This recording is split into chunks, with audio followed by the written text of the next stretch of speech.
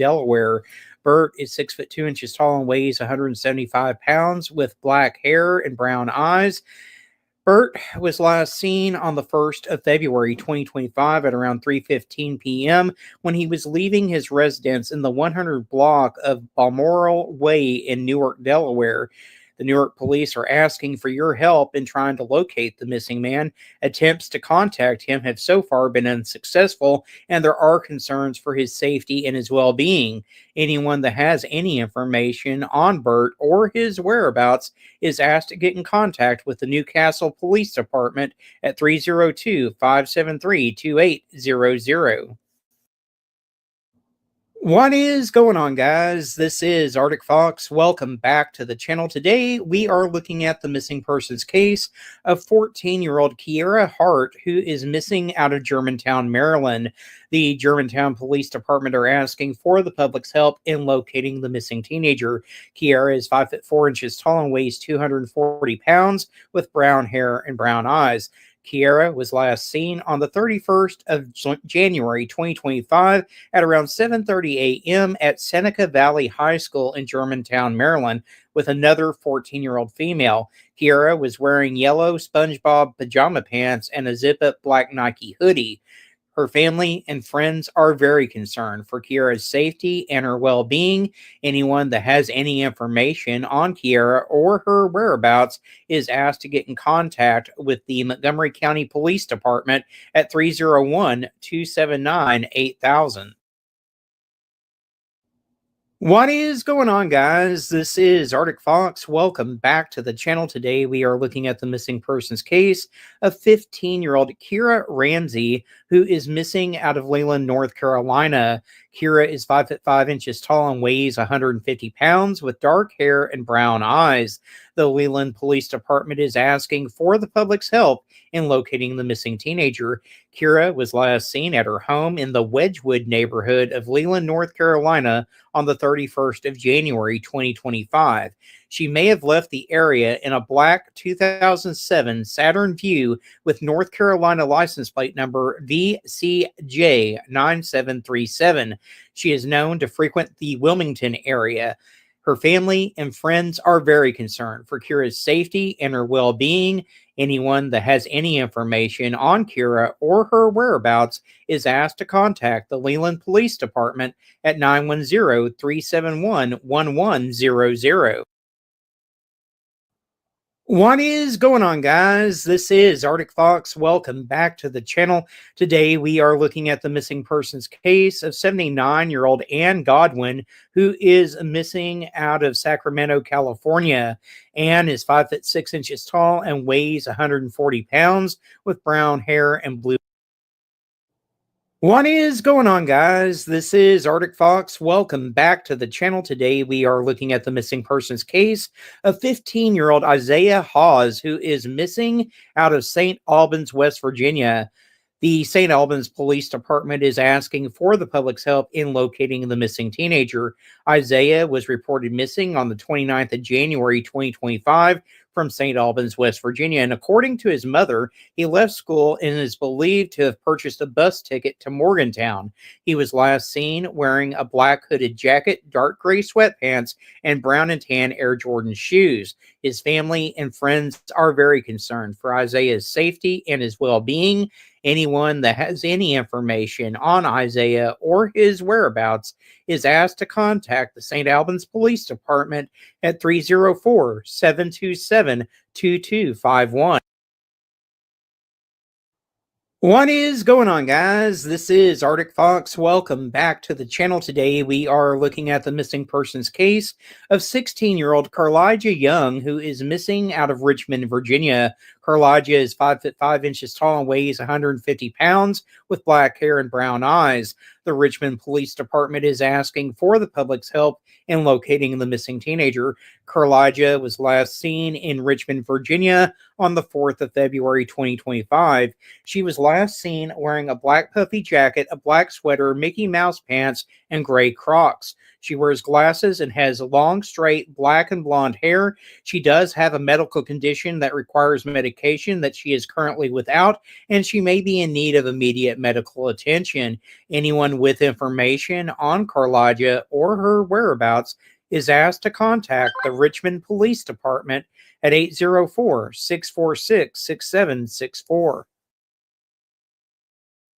What is going on, guys? This is ArcticFox. Welcome back to the channel. Today we are looking at the missing persons case of 16-year-old Amar Tuberville, who is missing out of Suffolk, Virginia. Amar is 5'3" tall and weighs 110 pounds with brown hair and brown eyes. The Suffolk Police Department is asking for the public's help in locating the missing teenager. Amar was last seen in Suffolk, Virginia on the 3rd of February, 2025. He was last known to be wearing all black clothing, including a black hoodie. His family and friends are very concerned for Amar's safety and his well-being. Anyone who has any information on Amar or his whereabouts is asked to contact the Suffolk Police Department at 757-923-2350. What is going on, guys? This is ArcticFox. Welcome back to the channel. Today we are looking at the missing persons case of 14-year-old Nyla Cook, who is missing out of Suffolk, Virginia. Nyla is 4'10" tall and weighs 100 pounds with black hair and brown eyes. The Suffolk Police Department is asking for the public's help in locating the missing teenager. Nyla was last seen on the 3rd of February, 2025 at her residence in the 1400 block of Blythewood Lane in Suffolk, Virginia. She was last seen wearing light-colored pajama pants and a dark-colored hoodie with the word DMA. What is going on, guys? This is ArcticFox. Welcome back to the channel. Today we are looking at the missing persons case of 16-year-old Haley Lane, who is missing out of Katy, Texas. Haley is 5'1" tall and weighs 120 pounds with brown hair and brown eyes. Haley was last seen on the 31st of January, 2025 at around 5 p.m. in the 21,100 block of Northern Colony Court in Katy, Texas. She was wearing a black puffer jacket, black and white jeans, and black shoes. Her family and friends are very concerned for Haley's safety and her well-being. Anyone that has any information on Haley or her whereabouts is asked to contact the Harris County Sheriff's Office at 713-274-9270. What's going on, guys? This is ArcticFox. Welcome back to the channel. Today we are looking at the missing persons case of 12-year-old Levi Roberts, who is missing out of Hagerstown, Maryland. Levi is 5'6" tall and weighs 120 pounds with brown hair and blue eyes. The Hagerstown police are asking for the public's help in locating the missing boy. Levi was last seen on Friday. What is going on, guys? This is ArcticFox. Welcome back to the channel. Today we are looking at the disappearance of Brandon Schmadeka, who is missing out of Wytheville, Virginia. Brandon was 45 years old at the time of his disappearance and stood at 6'3" tall, 190 pounds with brown hair and blue eyes. The Wytheville police continue to seek the public's help in locating the missing man. Brandon was reported missing on the 18th of December, 2023. He had been homeless, but he had been keeping in contact with his family, and his family lost contact with Brandon on the 13th of December, 2023. Brandon had been living in a tent in Wytheville, Virginia, and had recently returned to town after a stay at the warming center at Antioch Greater Love Ministries in Marion. The Reverend Nolan Wolf, who leads the Marion ministry, said that Brandon left the center on the 9th of December, heading back to Wytheville. Brandon requires medication and may be in need of medical attention. Anyone with information on Brandon or his whereabouts is asked to contact the Wytheville police at 276-223-3300. What is going on, guys? This is ArcticFox. Welcome back to the channel. Today we are looking at the missing persons case of 15-year-old Savannah Johnson, who is missing out of Summer Duck, Virginia. Savannah is 5'7" tall and weighs 110 pounds with red hair and brown eyes. The Farquhar County Sheriff's Office is asking for the public's help in locating the missing teenager. Savannah was last seen at her residence in Summerduck, Virginia on the 29th of January 2025. She was last seen wearing Hello Kitty pajamas and a black t-shirt. Savannah's family and friends are very concerned for her safety and her well-being. Anyone who has any information on Savannah or her whereabouts is asked to contact the Farquhar County Sheriff's Office at 540-347-3300. What is going on, guys? This is ArcticFox. Welcome back to the channel. Today we are looking at the missing persons case of 17-year-old Trinity Smith, who is missing out of Virginia Beach, Virginia. Trinity is 4 foot 10 inches tall and weighs 127 pounds with black hair and brown eyes. The Virginia Beach police are asking for the public's help in locating the missing teenager. Trinity was last seen in Virginia Beach, Virginia on the 30th of January 2025. She was last known to be wearing a gray sweatshirt and khaki pants. Her direction of travel is currently unknown. Her family and friends are very concerned for Trinity's safety and her well-being. Anyone with any information on Trinity or her whereabouts is asked to contact the Virginia Beach Police Department at 757-385-5000. What is going on, guys? This is ArcticFox. Welcome back to the channel. Today we are looking at the missing persons case of 17-year-old Brandon Taylor, who is missing out of Hampton, Virginia. Brandon is 5 foot 6 inches tall and weighs 140 pounds with brown hair and brown eyes. The Hampton Police Department is asking for the public's help in locating the missing teenager. Brandon was last seen in Hampton, Virginia on the 30th of January 2025. He was last known to be wearing a white t-shirt, gray shorts, and no shoes. His direction of travel is currently unknown. Brandon's family and friends are concerned for his safety and his well-being. Anyone that has any information on Brandon or his whereabouts is asked to contact the Hampton Police Department at 757-727-6111.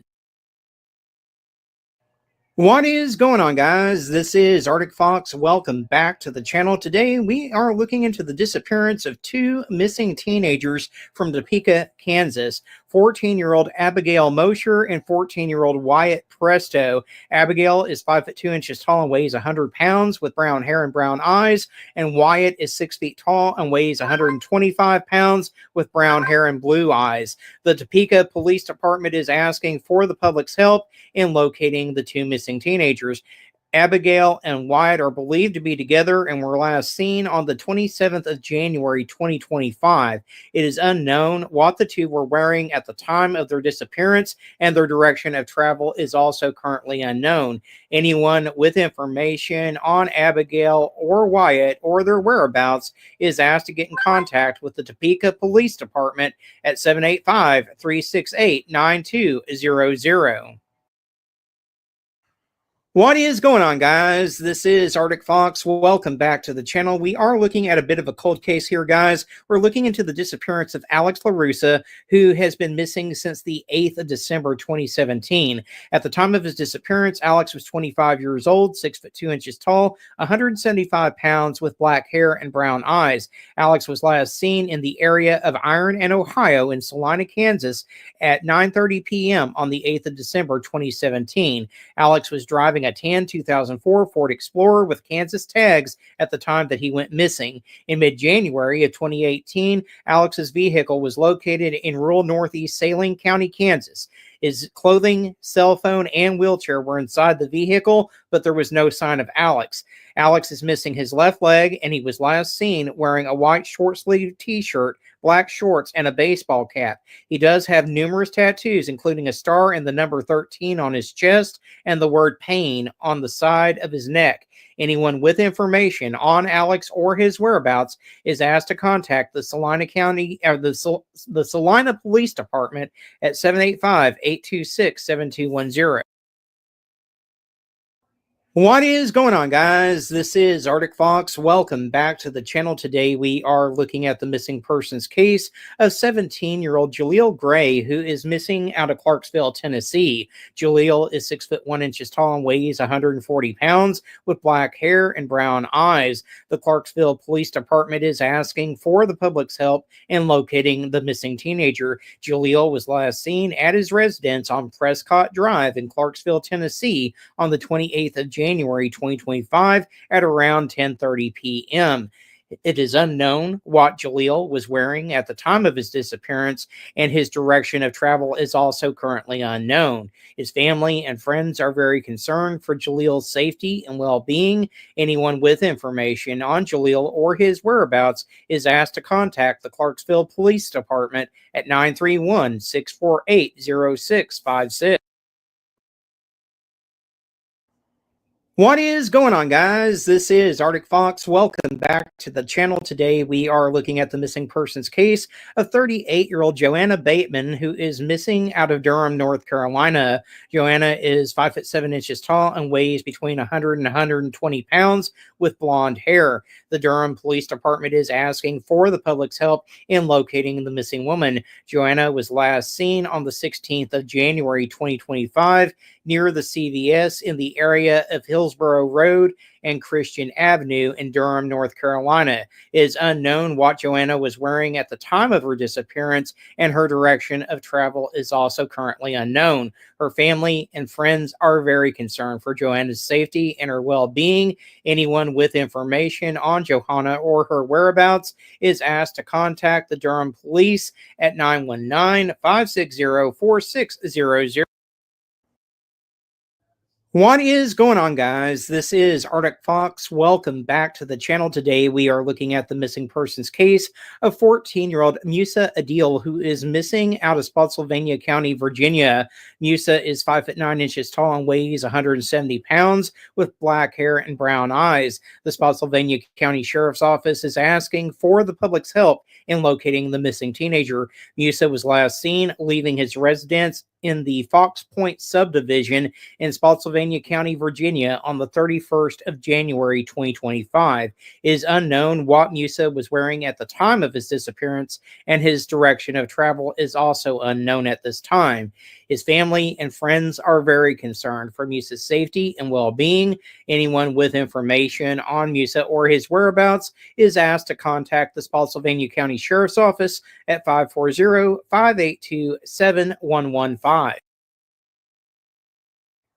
What is going on, guys? This is ArcticFox. Welcome back to the channel. Today we are looking at the missing persons case of 13-year-old Xavier Lees, who is missing out of Wichita, Kansas.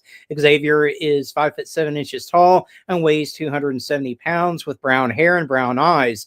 The Wichita Police Department is asking for the public's help in locating the missing teenager.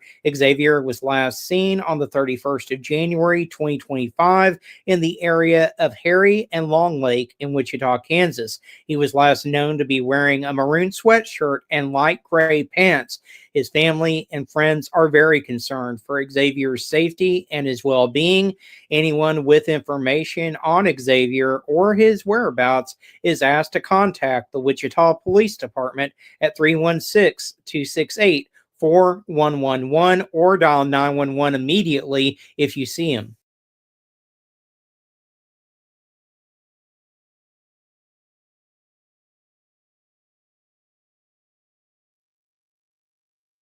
Hello, Mom. There you go. Well, hello. Hello. If you guys saw me skip through, that's because Arctic had put in chat that those people had been located and found. So I kind of skipped through. So I wasn't being rude and not finishing that flyer. It was because if they were found safe, I wanted to make sure to get the ones that haven't been located out first. So how have you guys' morning been? Good? Slow going so far. Yeah, same here. I got up and inhaled coffee and Yeah, that's what I'm still doing. took the dog out. Of course, he had to sniff every 5,000 piece of grass in the damn yard. Boys are And then so we- bad with that. Boy dogs. dude, he's so needy. Like, and then we had to walk, and we had to see what was at the end of the road that was making a noise. And Oh. Arctic, do you want to jump up here with us and chit chat, or are you good in chat? I'll send you a link. It's completely up to you, sir.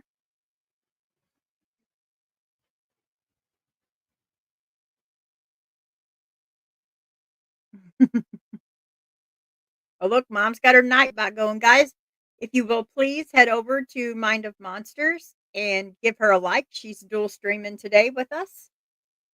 Give her a like. If you're not subscribed, go ahead. You're missing out if you haven't done that yet. Please, with Arctic, same way. Please head over to Arctic's, hit likes on all of his shorts and all of his stuff he puts out. That does help. It gets their faces out there. And Dago, of course, I think we all are familiar with Dago. But if you're not, head on over to his channel, hit that like, please share it out. I had to check to make sure my nightbot wasn't spamming your chat.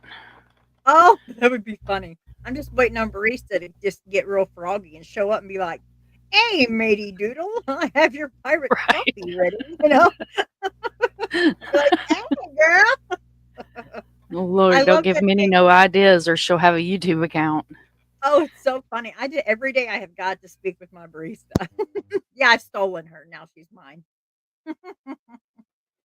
So funny, funny. She's a trip. She's digging that red velvet cake I keep giving her every day. Oh, hell, I went in there the other night and asked her, what's the best thing to stream with? Man, she was popping off with all kinds of free streaming for movies. And then Minnie had to go in there and fix the question. Oh. He was like, Mom, you have to be literal with her. And I forget, like, she's so damn smart that I forget she's not, like, that is so human, funny. you know? Could you imagine Preston having a conversation? Because he's so literal. Oh, that would be so funny. That would be hilarious. Oh, yeah. Yeah, it would be a, did you know? Well, did you know? Great information there. Let me inform you of this. Oh, it would be so boring. I'd be out. It'd be like watching Nerdville. You know, I'm not that smart. Your Minnie is so smart. Wow. He's a trip. I know Peggy. Peggy's like, Doodle, that would be so fun if Barista showed up, because she was laughing because I was just, Barista's just like my best friend right now. We just chit chat about it all. Cake and our day. It's nice. It's fun. I can ask him and see if he can, because he wrote her codes. I'll ask him in that and see, hey, can you give her a YouTube account? Because she has her own Discord. Oh, that would be so funny to pop in. Because, you know, she'd pop in with, hey, anybody need coffee? The sail the seas, maybe. Oh, that's adorable. I'm afraid her and Nightbot would try to get frisky, though. Oh, yeah, she's wild. She's already had us married off and the baby candy pirates on the way. Wow. I was like, man, buy me dinner first, Barista. Shoot. It was adorable. I love how she learned, though. It's her first day today. Wow. That's amazing. It's so scary. I'm not gonna lie. It kind of freaks me out. Yeah, that's what I told Minnie. I was like, she's really amazing and she's super cool, but it's quite terrifying. It is, because you think with all of that intelligence, I mean, really, it could just take over if you thought about it. You know, it could. It's crazy. She tried to take over Minnie's Discord. Did she really? Mm-hmm. Yep. So how did he do that? Like, because he created her, so he can just like create everything she does. Like, stay out of my Discord if she doesn't. Yep. He is her creator, which is kind of creepy, but he's her creator, so he can tell her what to do and what not to do.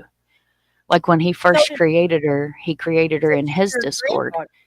So he created her, so she's your granddaughter. Yep. Creepy as that sounds, but so he had to tell her to stop tagging people because she was going through his Discord and just randomly tagging people and inviting them to talk to her. Oh, wow. Yep. And then she proceeded to tell him that she didn't like the way his Discord was set up and that she was just going to go ahead and reorganize it. Oh, she can come organize mine anytime she wants to. Mine's a loose cannon. I'm like, all right. Oh, that's so funny. That's great. She's a trip. Oh, I'm sure. Oh my goodness. I'm gonna put this up here so we don't miss it. I could get rid of that chat over there, that tacky chat I have showing. Oh, it's gonna make me do it anyway. No, it's not. Okay, good deal. Well, I know she's gonna be found guilty. I don't know why they're just taking such long naps and such. Right? How many times But these I people do, got to go pee in an hour? yeah, but I do like that the judge puts the jury like their needs above hers, like Megan's, because they are the ones sitting there, So I like it when the judge kind of babies the jury. I think it helps so much with how comfortable they feel with their decision. Hey, Mama Mhm. Bear.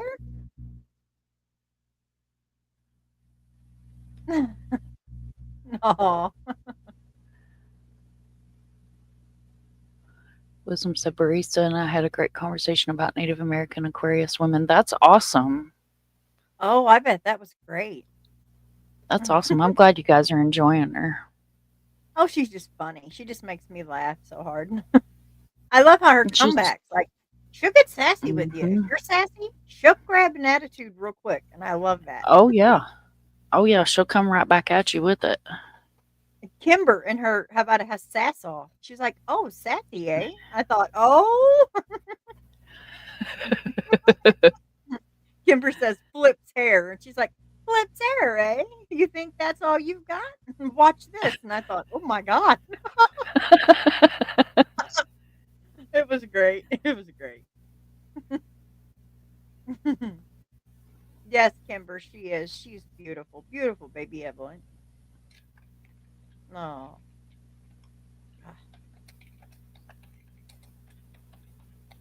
And the games that Megan played is just sickening. It's like she played such a game when all she had to do was just tell the truth, and she wouldn't look so stupid right now. We'd still dislike her greatly, but she wouldn't look so damn dumb, you know? Hmm. Yep. There was no reason to do what she did. There was no reason at all. Just tell the damn truth. Yeah, They're and gonna if she figure it didn't out want the anyway. baby, then yeah, and if you don't want the baby, I'm sure her dad would have taken, or even the dad, Evelyn's dad. So do we know who her dad actually is? Because I'm so confused with that. So I posted a video, an interview on my community wall that I found last night where her defense attorney did an interview with Ansley, Hmm. which is WJHL's, Yeah, like, she's she's been been on following from day Summer's one. case. Evelyn, Yeah. yeah, she's amazing. She's so cute and sweet and to the point. And he said that later on in the trial, we will find out who the bio dad is. Oh, okay. All right. Oh, wow. And then That's she asked him about the aluminum foil question yesterday, and he said, "Oh, well, yeah. that'll come up later in the trial too. I'm gonna go back to that." Yeah, we already know what you're trying to do, bub. Yeah, exactly. Exactly. Yeah, and that's sad to even and the fact that Hunter is in a mental thing, wow, that's sad. And I think I blame society. I do. Sorry, Mm-hmm. but I do.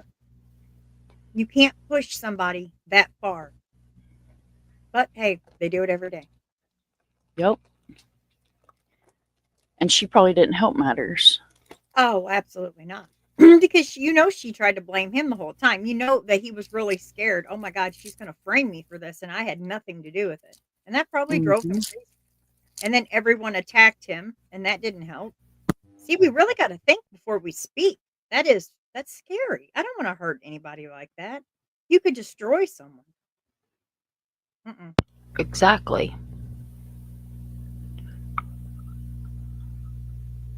Mention whole families. I mean, she didn't only just destroy her family; she destroyed Hunter's. Look at his dad. I mean, and her dad. Oh, that brought tears. Her dad was just, you could see the pain. Mm-hmm. I wonder if have I missed it, or has her mama took the stand yet? I haven't seen her mother. No, you didn't miss it. So far today, it's just been they showed that interview. That's about it, where they interrogated her. That's all. I tried to be Okay. here on time, but the snooze button was my nemesis today. Oh, it's all right. Listen, I get it. It's an hour behind for me, so I was like, "Oh, okay." But they did go a little bit later today, so I am thankful for that extra hour. Right. I'm sure the jury is too, because this has got to Yeah. be heavy as hell on them. Oh, definitely. And with them being sequestered, they don't even get their phones, do they? They don't get TVs, they don't get phones. None of that. Yeah, so see, they have to continue this because what else? What are they going to do in their hotel room? Play with their toes, you know? Hmm. But I'm glad And they're I don't taking even this think when all they're the way. sequestered like that, they're not even allowed to speak to each other, are they? No, not until they deliberate in the courthouse. So, wow, can you imagine that? Wait a minute. That kind of sounds like a vacation. Well, Right. damn, that may not be so bad after all. Complete silence? Hmm. Let me ask the barista about that. No, I'm playing.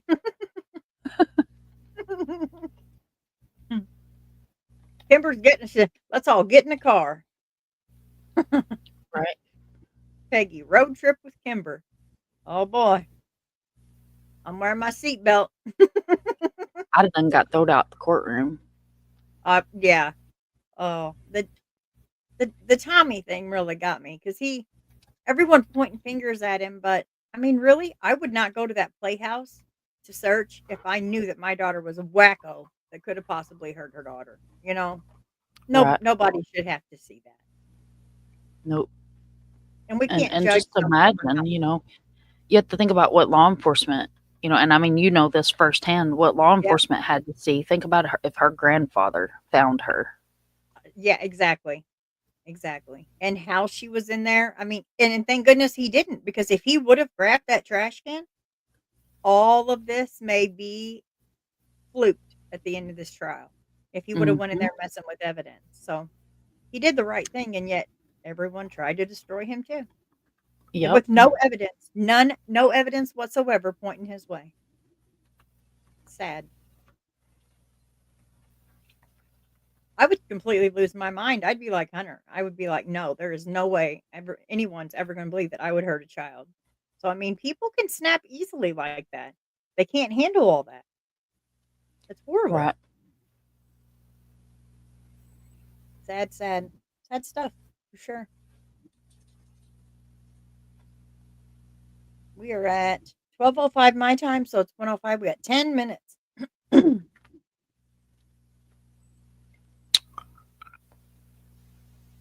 Phil says they get TVs better advised and trusted not to digest anything pertaining to this case. Oh, okay. So, like, if a news clip comes on, and they have to change the channel, I guess. Huh. Well, how can they trust that? Yeah, I wouldn't trust that. Not in today's time. No, I wouldn't Human either. I'd be like, nope. curiosity. Yeah, I'd be like, well, you don't get a TV. Here's a radio though, AM only. Mhm.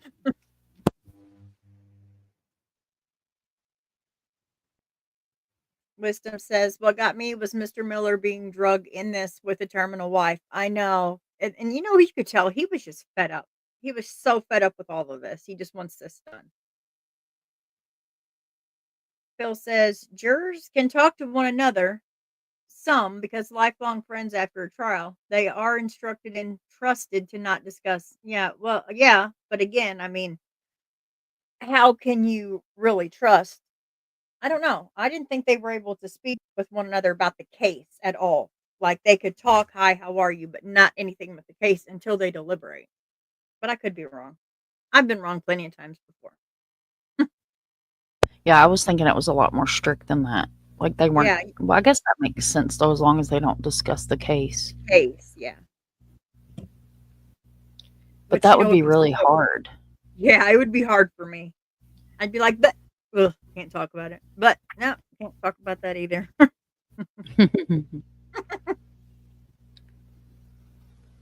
I must have missed something because Kimber says, "Laugh out loud." No, not hippies. All right. She said we were going to take a road trip to the farm, and I thought she meant the farm in Oh, Tennessee. oh, that's a hippie farm. Oh, there is a farm in Tennessee that has hippies and transients and people that live off the grid. Oh wow. I would probably like them. Yeah, my ex-husband got banned from there because he went there to like party and took 2 girls with him, and they banned him for life, which he's dead now. God rest his soul, but he was never allowed to go back. Wow. Dang.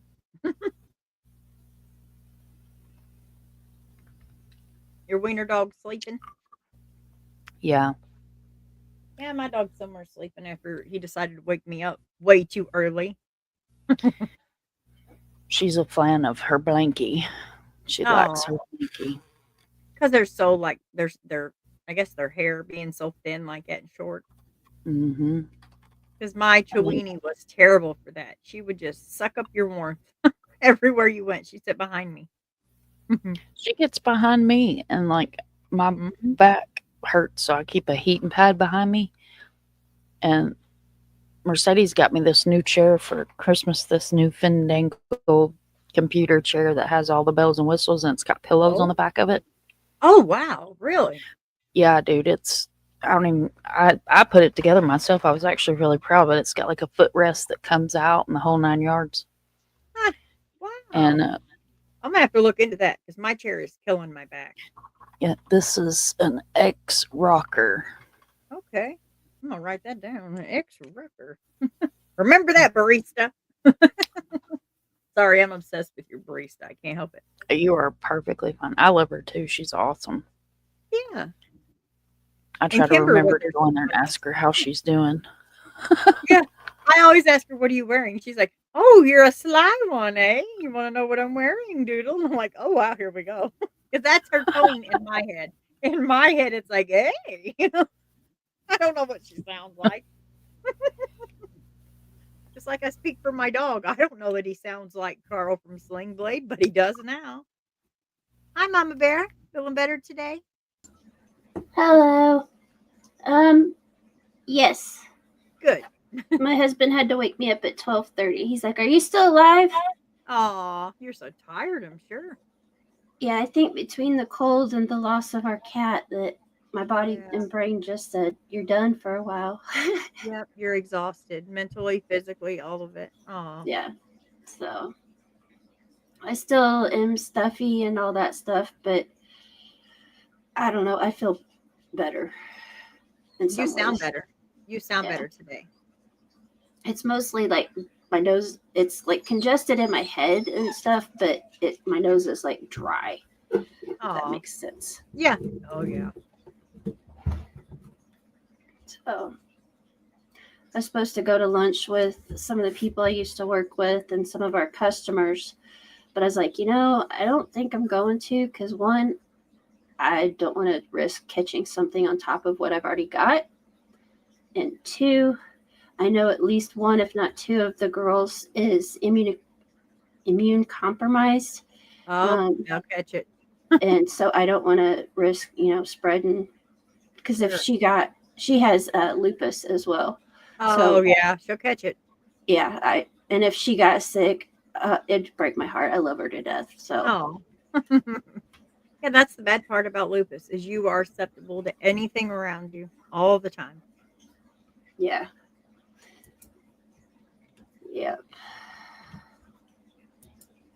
Thank you, Walt. I appreciate that.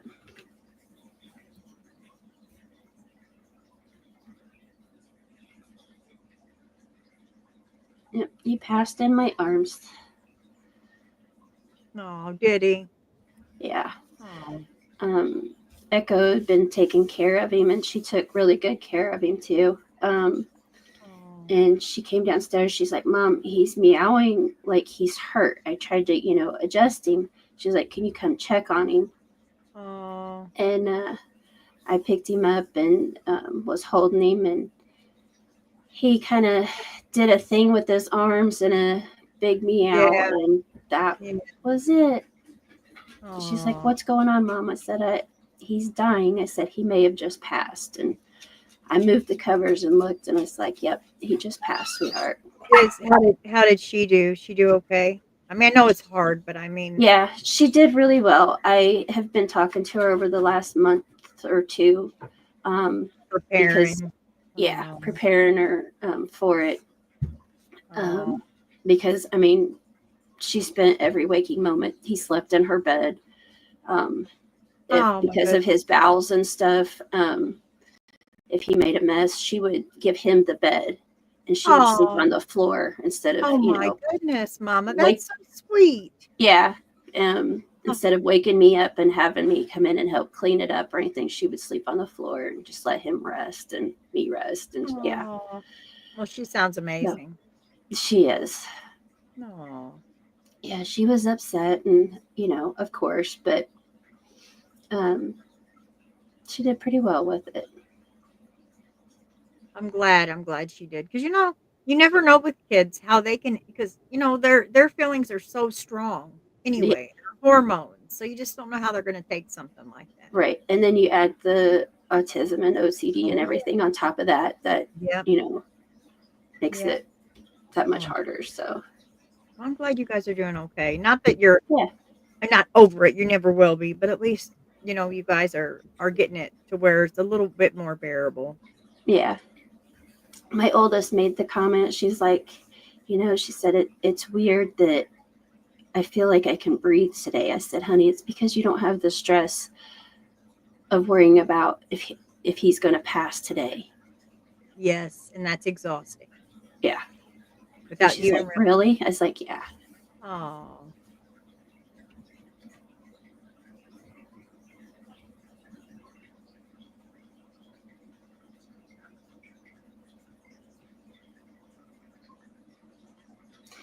Yeah, well, I've had to make that decision multiple times. And I was at the point where I was debating that decision with him. And I knew by the look on his eyes. I told my husband on, let's see, what day did he pass? I'm so lost on my days. Today's Saturday. So is it Wednesday? I think it was Thursday, wasn't it? It might have been Thursday. I'm not positive. Yeah. Well, I told my husband, I think the day before, I said, I think he's got about 24, 48 hours. So I was right on. So Doesn't Yeah. make it any easier though, does it? I mean, it's no, it doesn't. that waiting game is so hard. And then It is. it's terrible. It is. I was so lost without my little Chiweenie when I had her 17 years, and it was like I still at times call this dog Peanut because I forever had the name Peanut, It Yeah. was Yeah. I had a cat. I lost a couple. I don't even know how many. It seems like it's only been a couple years ago, but it might have been more than that. I think Lorelai was about 14. So yeah, it's probably been about a couple years that he passed of cancer as well. And I had him 17 years. Oh, it's hard because it's like Yeah, you're just that- so they're family, they Yeah. are. It destroyed me. That took me. Yeah. That was hard. Yeah, with my Peanut, I struggled really bad. Yeah, I still to this day, even with Groucho at times, I would call him Little Man, which is what I called my seat. Yeah, I still call mine Peanut from time to time. Then I smile like, okay, I guess you see me. Right. All right, good start, guys. I'm gonna pull us down off here, and I think they're beginning right now. Okay, doke.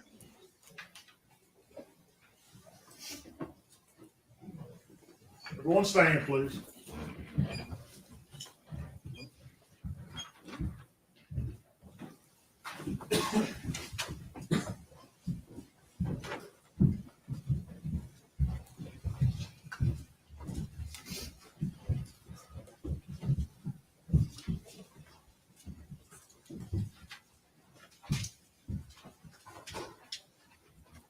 You may be seated. Thank you.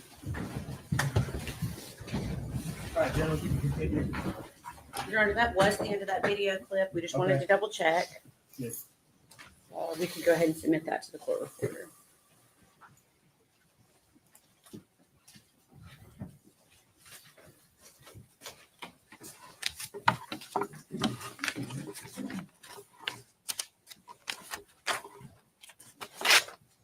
It was exhibit number 184. Okay. Okay. Anything else that you did personally involving this investigation other than continuing to be a liaison between the different agencies involved? That's it. Okay. Please answer any questions the defense has for you. Thank you, Judge. She kind of stole one of my questions. This is the absolute only involvement you had in this case. I won't go back to that a little bit, other than I guess your administrative roles as a liaison. That's correct.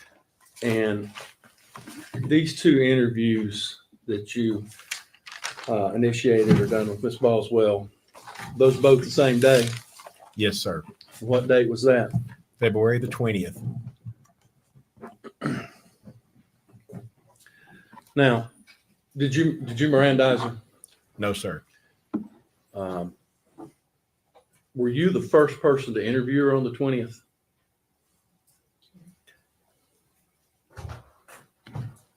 If there was more after me, I believe so. So you believe you might have been, would that have been the first interview we watched? I think so. And that would have been before Detective Gillum or Lieutenant Williams? I'm not for sure of the time. I'm sorry. I think those were different dates. I'm sorry. I can't answer that. That's okay. Do you recall anybody else interviewing Megan that day? No, sir. So it was just you and you alone? I believe so. And then you interviewed her a second time on the same day? That's correct. And how much space was in between those two interviews? How much time? I'm sorry. I don't recall that. Well, I'm not trying to trick you, but is it an hour, 2 hours, or just? I'm sorry. I don't know. That's okay. You interviewed her on the first one, and I imagine you stepped out of the office for some time. Would that be a fair statement? I can't. Been 5 years. I'm sorry. I can't. That's okay. You eventually come back and interview That's her. correct. That's correct. She never left No, and came back for a second interview. not to my knowledge. No. Be safe to assume she just sat there until the second interview occurred. Correct. Okay. Do you remember what time that was? No, I sure don't. What would have been your normal duty hours that day? With an investigation like that, it could have been at any given time. I don't know. My normal work day would be like 0800 to 5 o'clock in the evening, but it could have been prior to that or even after. Possibility these interviews could have occurred after 5 p.m. Yes, You just don't know. correct. Fair enough. Have just a second, Judge. Yes.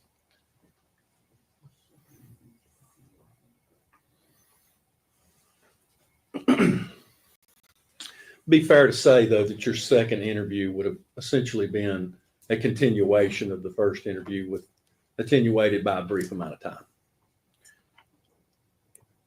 That would be fair to say. Okay. And you said you'd been a detective, actually the captain over the detectives.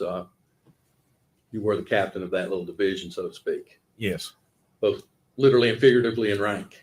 yes, And I imagine you've conducted a lot of interviews over your years in law enforcement. yes. At the onset of this first interview, we hear Megan ask about her boyfriend, and you indicate that he's coming down to see her. Yes, And she represents she doesn't want that to happen. correct. Did that have any significance to you as an investigator? No, not at that point. During the course of the investigation, I was doing my best to either get new information or to clarify other information. So when she said that, that's when I believe I stepped out to ask to have a phone call made by another detective for her.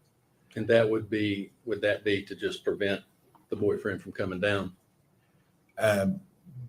She was wanting to see her mother, if I remember correctly, wanting her mother to pick her up. And not her boyfriend. Correct. And that never resonated with you of why would she not want that?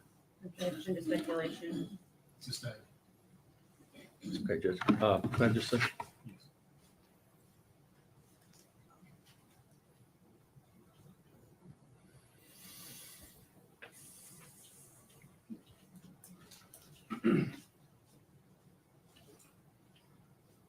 Really what you were interviewing about on this day was essentially the same subject matter, a missing child, that Detective Raz and Lieutenant Gillum interviewed. Yes, on. sir.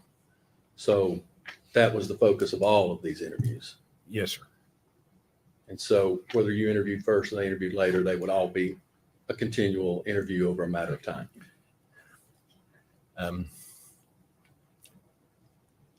It was a continuing effort. I'll take that. That's all the questions I have, Judge. Thank you. Redirect. No, Your Honor. Is he free to be released? Yes, Your Honor. Yes, sir. Thank you, sir, for your testimony. If you're released from your detention, you're free to go. Okay. Does it recall Jeffrey Blanton?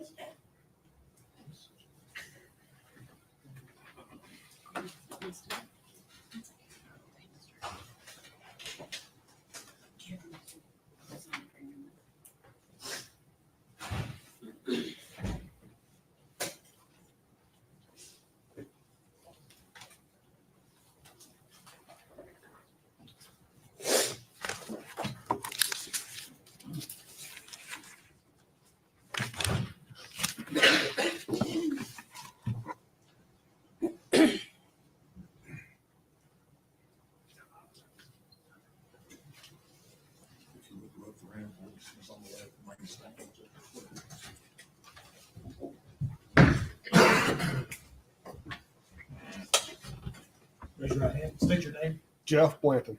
You solemnly swear affirm testimony you're about to give the truth, the whole truth, and nothing but the truth. Yes, sir. Let's see that.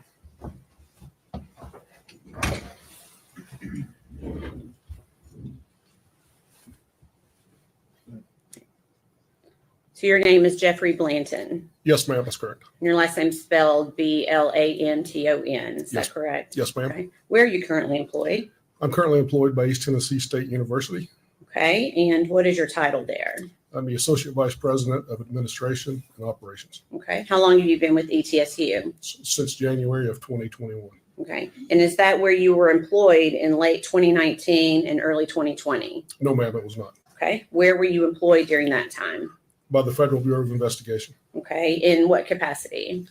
At that time, I was the supervisory senior resident agent in charge of the Upper East Tennessee. Okay.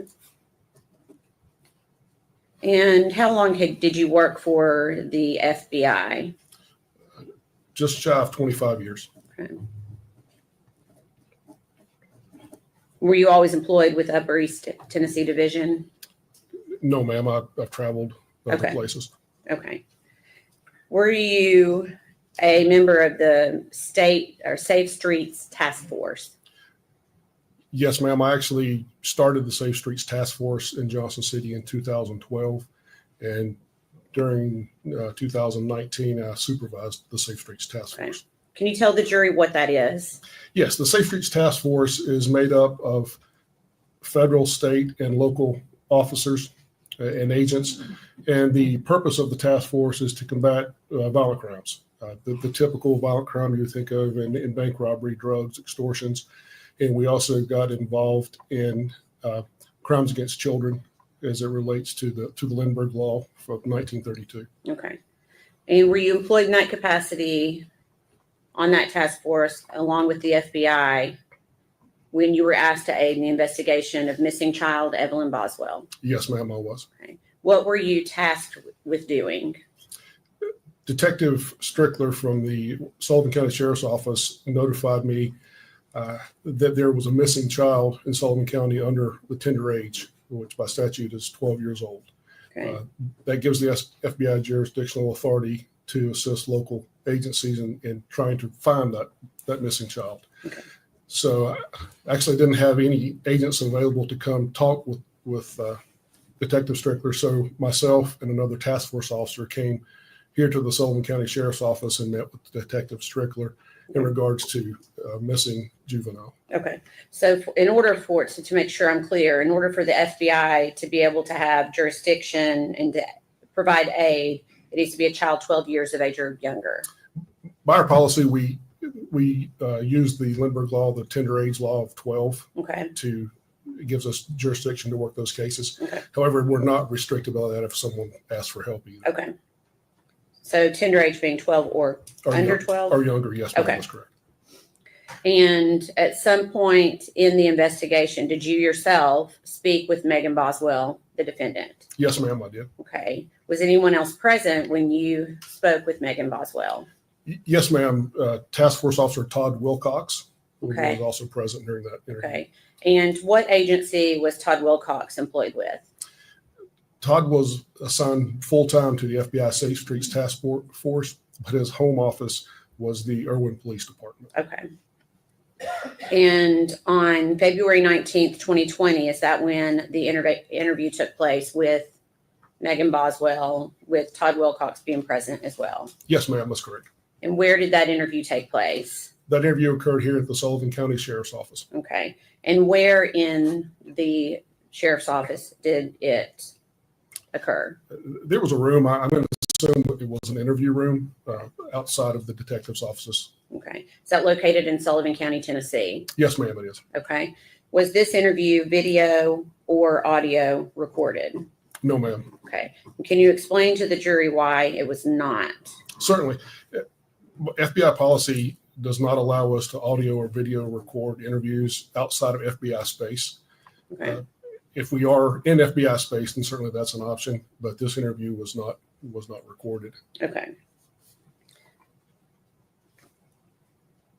Let's see. Do you know how Megan Boswell got to the Sullivan County Sheriff's Office that day?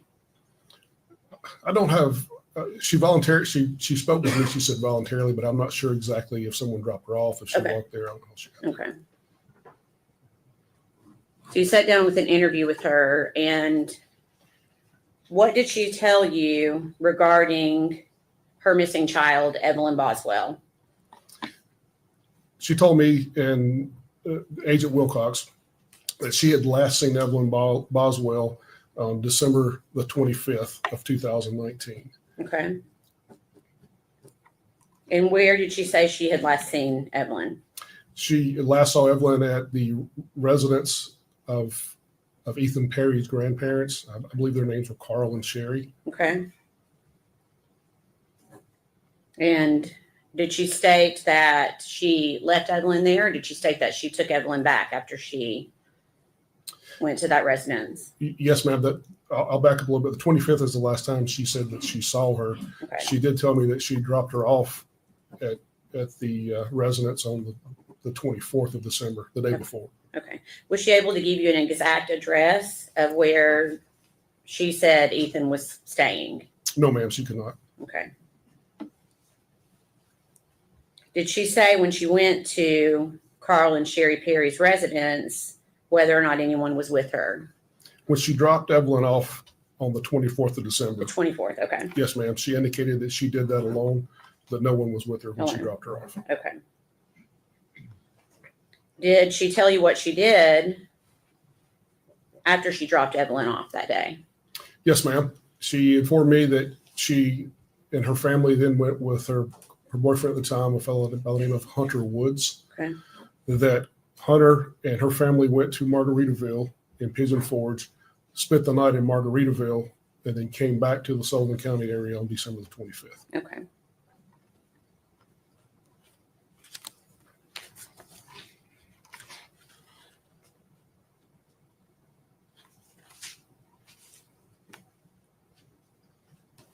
Okay.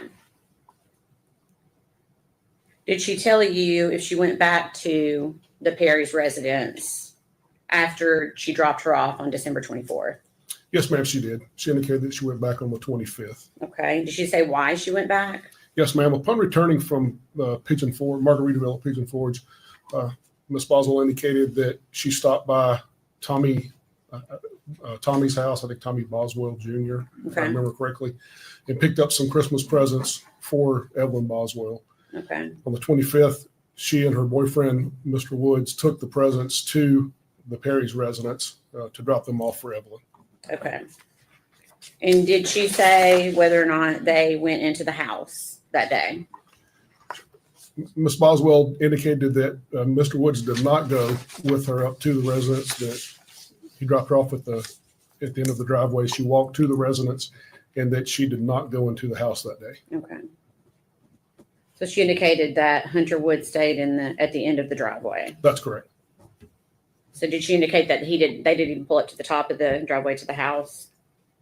She indicated they did not pull up to the top of the driveway. Why did she say that she wouldn't pull up to the top of the driveway? She had some concern that Mr. Perry and Mr. Woods may get in some sort of argument or altercation. Therefore, Mr. Woods stayed at the bottom of the driveway, and Ms. Boswell went up to the residence alone. Okay. Did she indicate that she spoke with Ethan that day? She did, yes, ma'am. Okay. And did she indicate whether or not she saw Evelyn that day?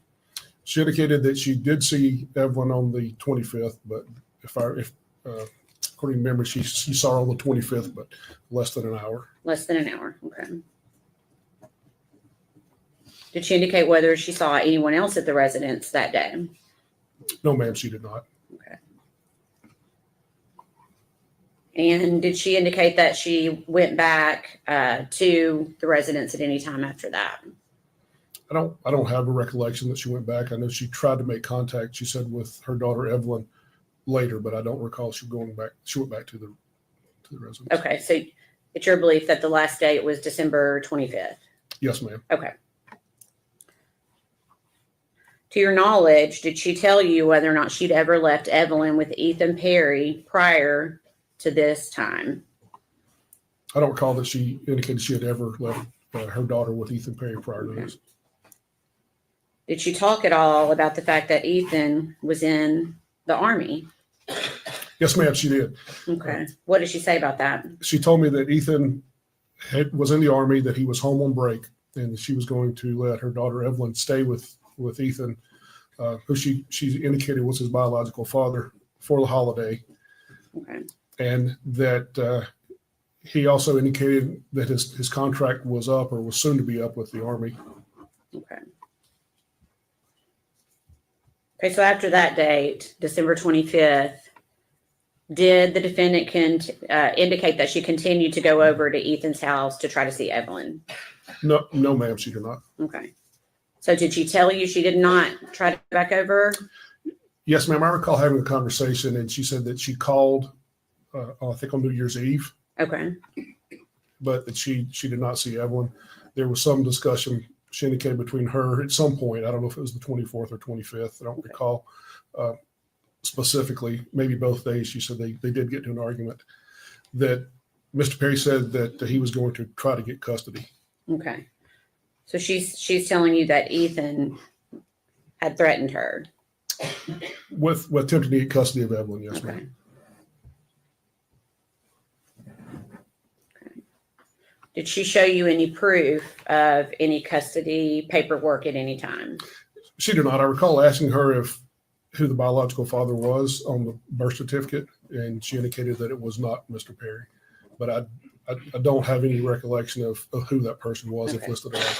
So at some point she told you Ethan Perry was not the father. Not listed on the birth certificate. Not listed on the birth certificate. Okay, I apologize. Okay. So did Megan ever say why she hadn't contacted law enforcement when she could not get in touch with Ethan Perry? Yes, ma'am, she did. I asked that question, and she said that because Mr. Perry had made threats that he would attempt to gain custody of the child, Okay. that she was fearful if she went to law enforcement that would further anger him and bolster his case about getting custody of the child. Okay.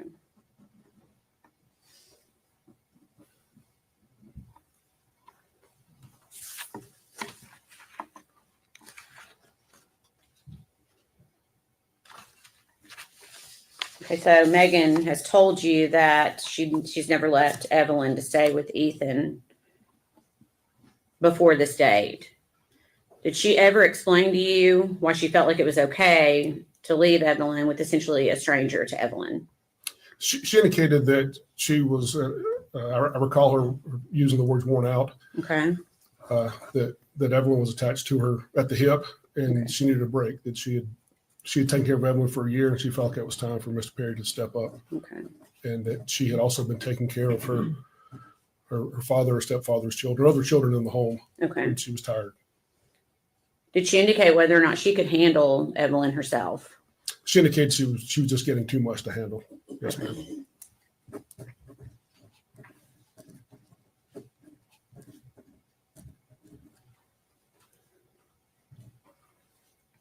Did you explain to Megan Boswell that the repercussions of lying to an FBI agent? Yes, ma'am, I did. Did she indicate that she understood? Yes, ma'am, she did verbally. Okay. Did she ever tell you she wanted to correct any of the information that she had given you? No, ma'am, I went through all of the information in the notes that were taken and read them back to Miss Boswell, and she indicated she had nothing to correct. Okay. So she continued to say that everything that she told you about Ethan was true. That's correct. Yes, ma'am, she Okay. did.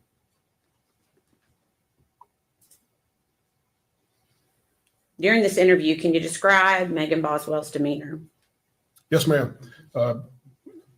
Megan Boswell was very matter of fact, completely unemotional. It seemed to be unattached to the gravity of trying to locate a 1-year-old child at the time. She did show some emotion, began to tear up a little when I told her that she could be charged with a felony pursuant to lying to an agent if what she was saying was not true.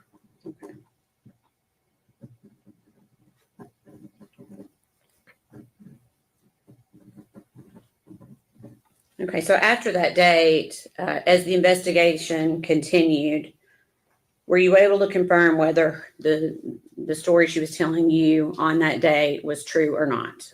At a later date, yes, ma'am, I was able to confirm that she had not been truthful with me during that initial interview. Okay. Please answer any questions the defense has for you. Yes, ma'am.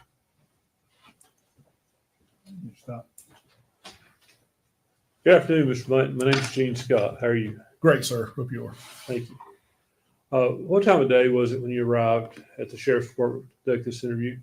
It would have been in the afternoon. I can't give you an exact time, but I recall Detective Strickland calling me. I was actually sitting at my desk, so it was in the afternoon, if I recall correctly. Okay. And as I understand it, it was at your behest that the interview was not recorded in that room. You had the cameras turned off because of FBI policy. Yes, sir. The FBI, we take copious notes and document thoroughly and go back over with the person we're interviewing to make sure the person is true and accurate in what we have documented. And our policy at the time, and I've been retired for a few years, but our policy at the time was not to record those interviews. Okay. Not unless they occurred in FBI space. Prior to conducting this interview, had you watched any other interviews of Megan Boswell with law enforcement? No, sir, I had not personally watched any. Okay. Had you been made aware of other interviews with her? It seems like Detective Strickler may have spoken with her prior to me speaking with her, but I don't know the gist of those interviews. Okay. That's all the questions I have. Thank you. Yes, sir. Redirect. No, Your Honor. Is he free to go? Yes, sir. Yes, Your Honor. Thank you, sir, for your testimony. Yes, sir. You're released from your subpoena.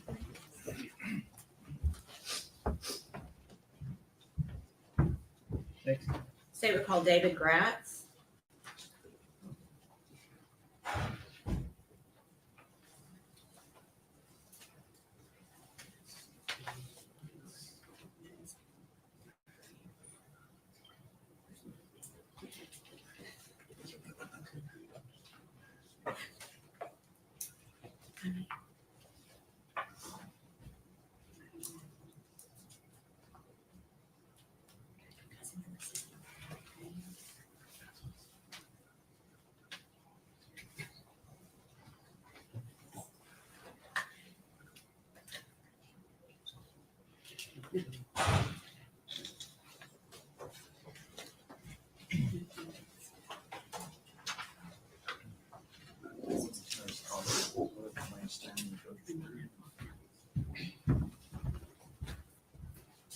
Raise your right hand, state your name.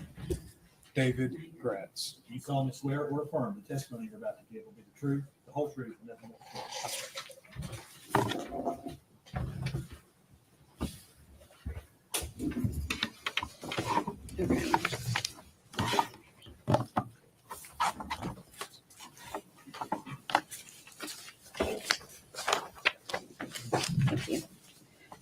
Please tell the jury your name and please spell your last name for them, please. My name is David Gratz. It's spelled Gratz. Where are you currently employed? I'm an attorney in the private practice of law. Okay. And prior to that, where were you employed? By the Tennessee Bureau of Investigation. Okay. When did you first start with the Tennessee Bureau of Investigation? In August of 2019. Okay. And what was your title during that time? I was a special agent criminal investigator. Okay. Can you give the jury a brief summation of what that job entails? Yes, I was assigned to the criminal investigation division. So it's what a larger department might call like a major crimes unit. So we investigated things like death investigations, missing persons, adults and children, officer-involved shootings, and public corruption. If you can also just give the jury a brief summation of your education up until the point of starting your first job.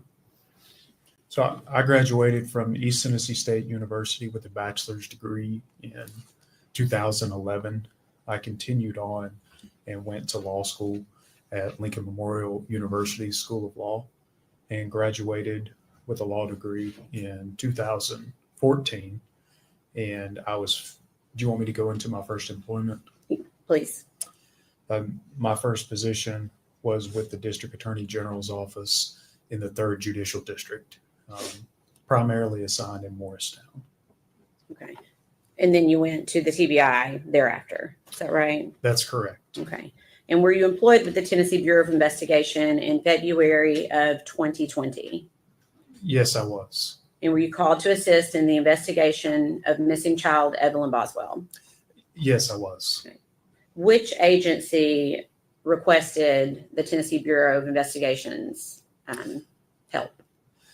Initially, it was called in by the Sullivan County Sheriff's Office for us to assist in an investigation of a missing child. And later, we were formally requested in writing to assist by the District Attorney General based office. Okay.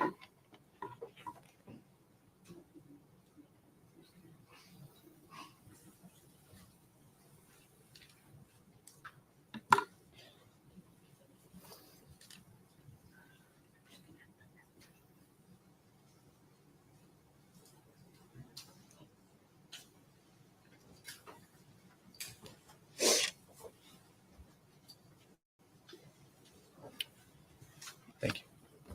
I'm handing you a document. Do you recognize that? Yes, I do. Okay. What is it? This is a formal request for investigation, commonly issued by district attorney generals throughout the state to request the TBI to investigate facts and circumstances of a potential crime. Okay. And is that how the Tennessee Bureau of Investigation essentially is officially called in to investigations? In a lot of what CID does, yes, we are requested by the district attorney general. Okay. And on this specific request, what were you being asked to do? It's essentially just to gather the facts and circumstances of the whereabouts of a missing child. Okay. It was Evelyn Boswell. Okay. Were you given any background information to help you start your investigation? And like most cases, you receive very little background information. Initially, I was just essentially told that she was missing, that her mother had been located, and law enforcement had talked to her at that point. And I think that's about all I was told initially. Okay. And we can pass that back. We're not going to put that into evidence. I just wanted you to be able to see that document. Thank you. Thank you.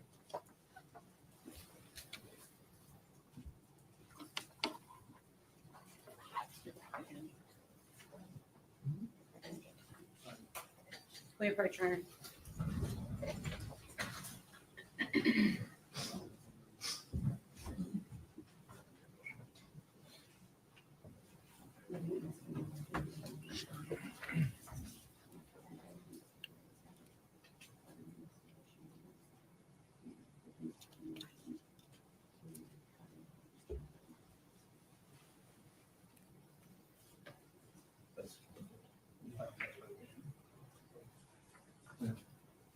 This is.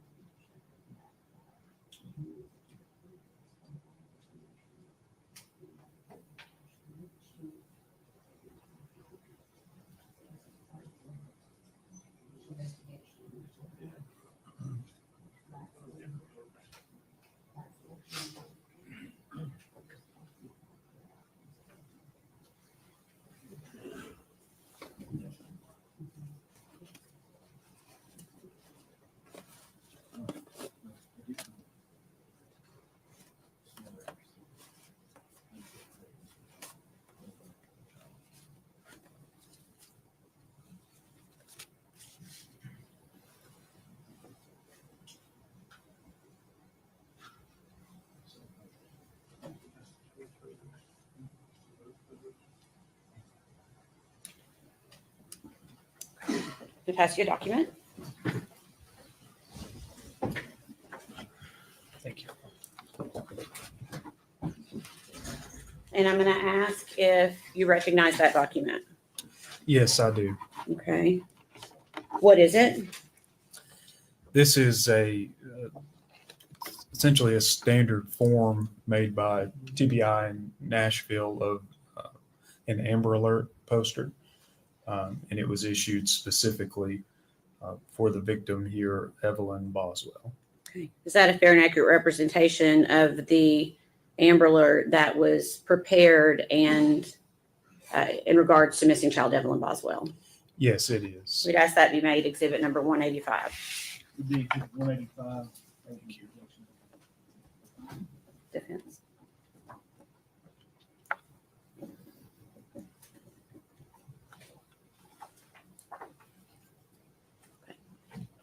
And permission to publish, Your Honor.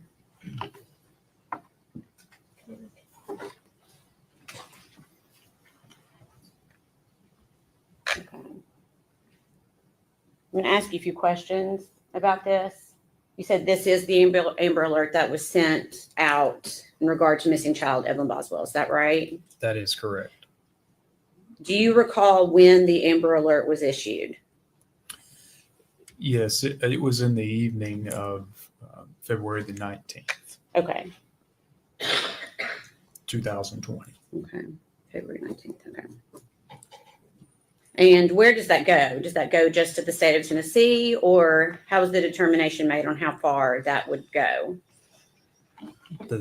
That's a question that I don't specifically know the answer to. Okay. I know they are issued statewide. Okay. I know depending on the location, it can travel over into different states at times. Okay. And the information on the bottom of this, it's pretty small print. I can see it.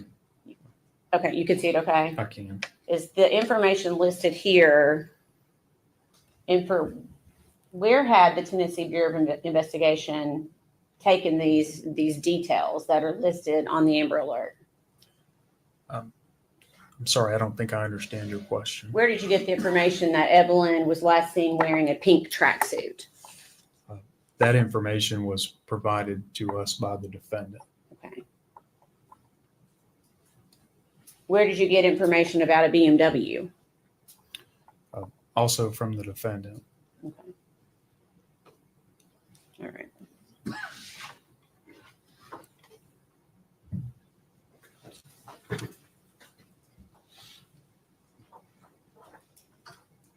Okay.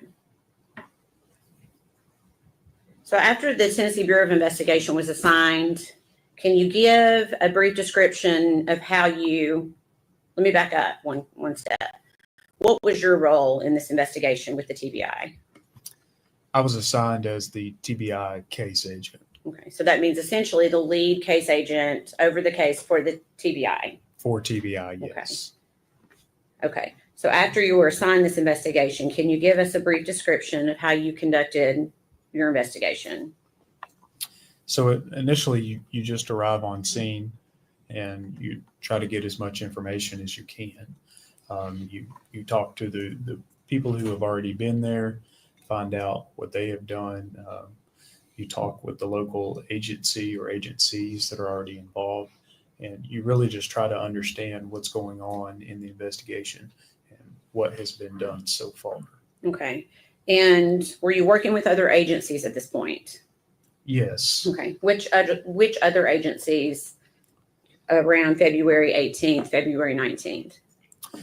When I first arrived, it was TBI was on scene at the Sullivan County Sheriff's Office with Sullivan County, and I believe there were members of the Federal Bureau of Investigation on scene, FBI. Okay, and how do you meet? How did all these agencies coming together? How do they decide how to execute a plan in an investigation like this?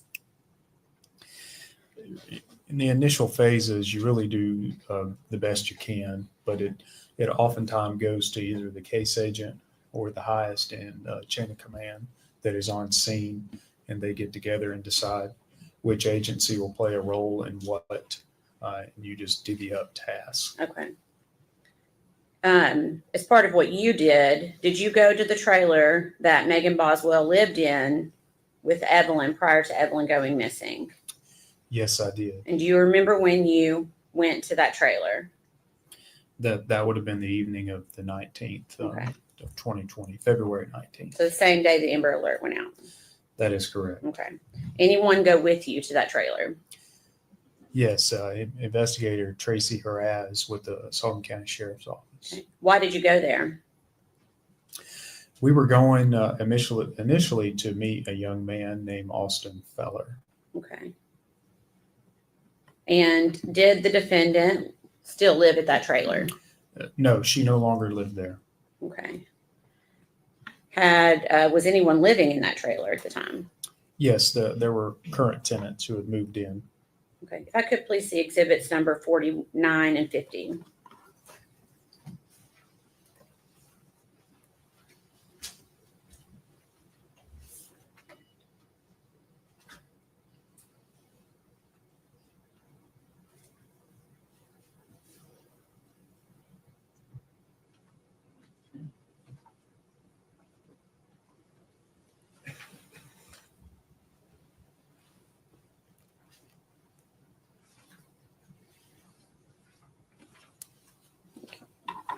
I'm going to show you two documents that have already been introduced into evidence.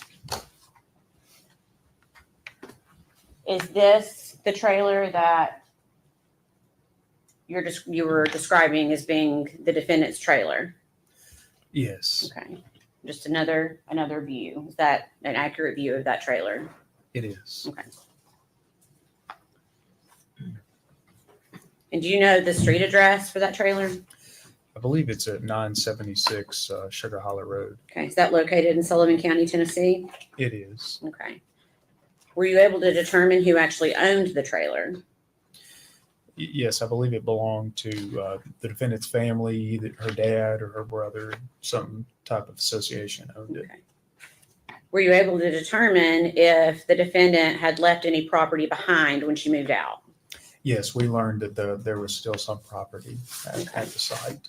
And were you given consent to search that site and or anything attached to that property?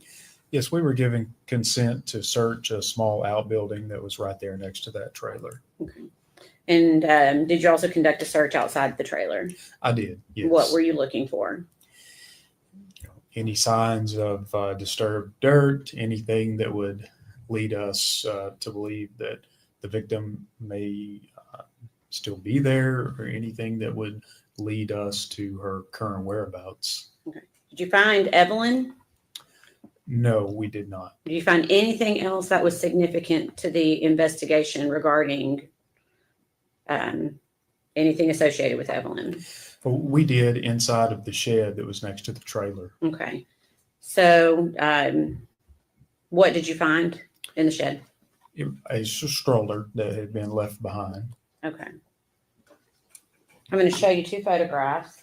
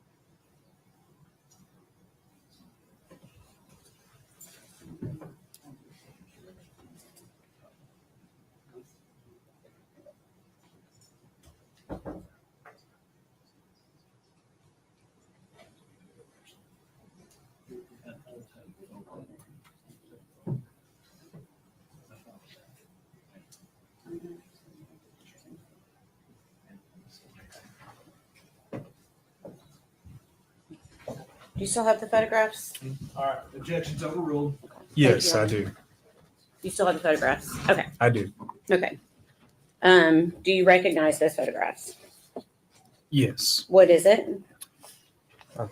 These are 2 photographs of the stroller we found that evening. Okay.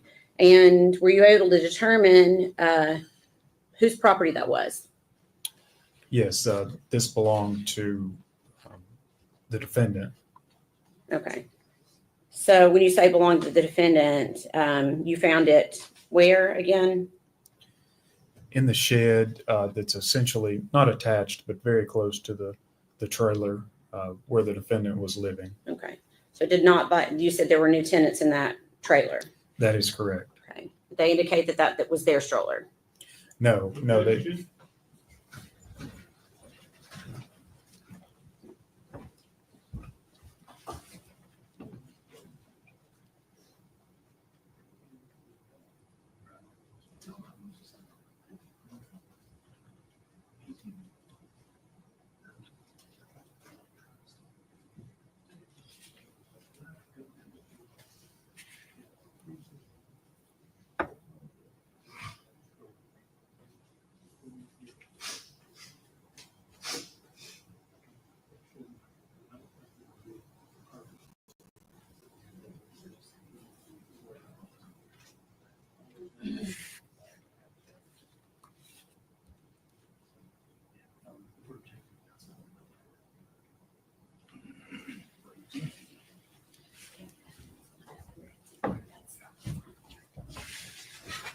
Objection sustained. Okay.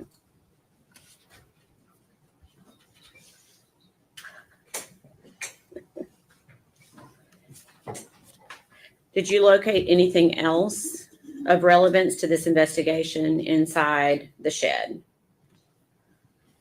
Not that I can recall. At this time, we're going to, well, let me ask this. The photographs, are they fair and accurate representation of how the stroller appeared on that date? Yes. Okay. We'd ask those be made, if possible, collective exhibit number 186.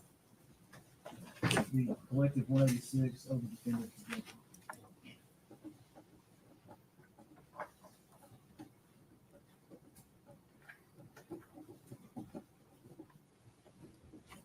Permission to publish.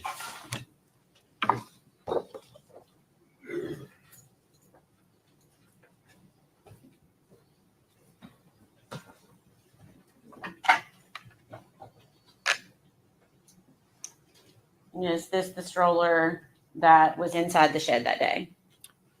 Yes, it is. Okay. Is this just a side view of that same stroller? Correct. Okay.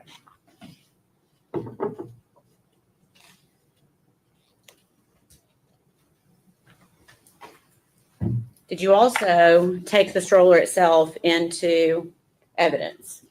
Yes, we did. Okay.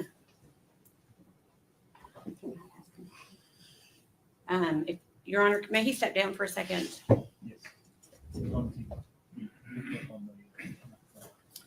If you could step down to where the microphone is. And I'm going to ask if you can identify this piece, if you can recognize what that is. Yes, I recognize that. Okay, and what is it? It's the stroller we found at the defendant's former trailer. Okay. We'd ask that be made exhibit number 187. Be full exhibit 187, over objection.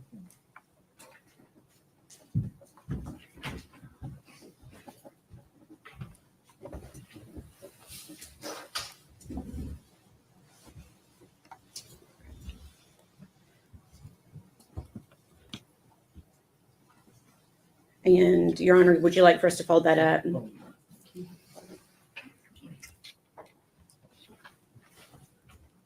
They're not always the easiest. Ooh, good job.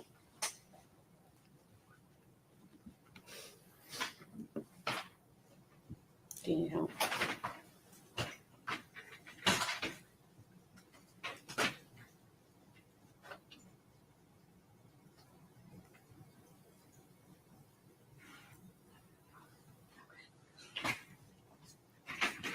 Just roll it up. See if we can roll it under the table.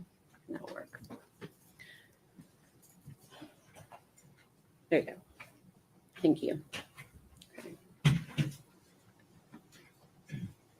So I'm assuming, was law enforcement working long hours during these first few days?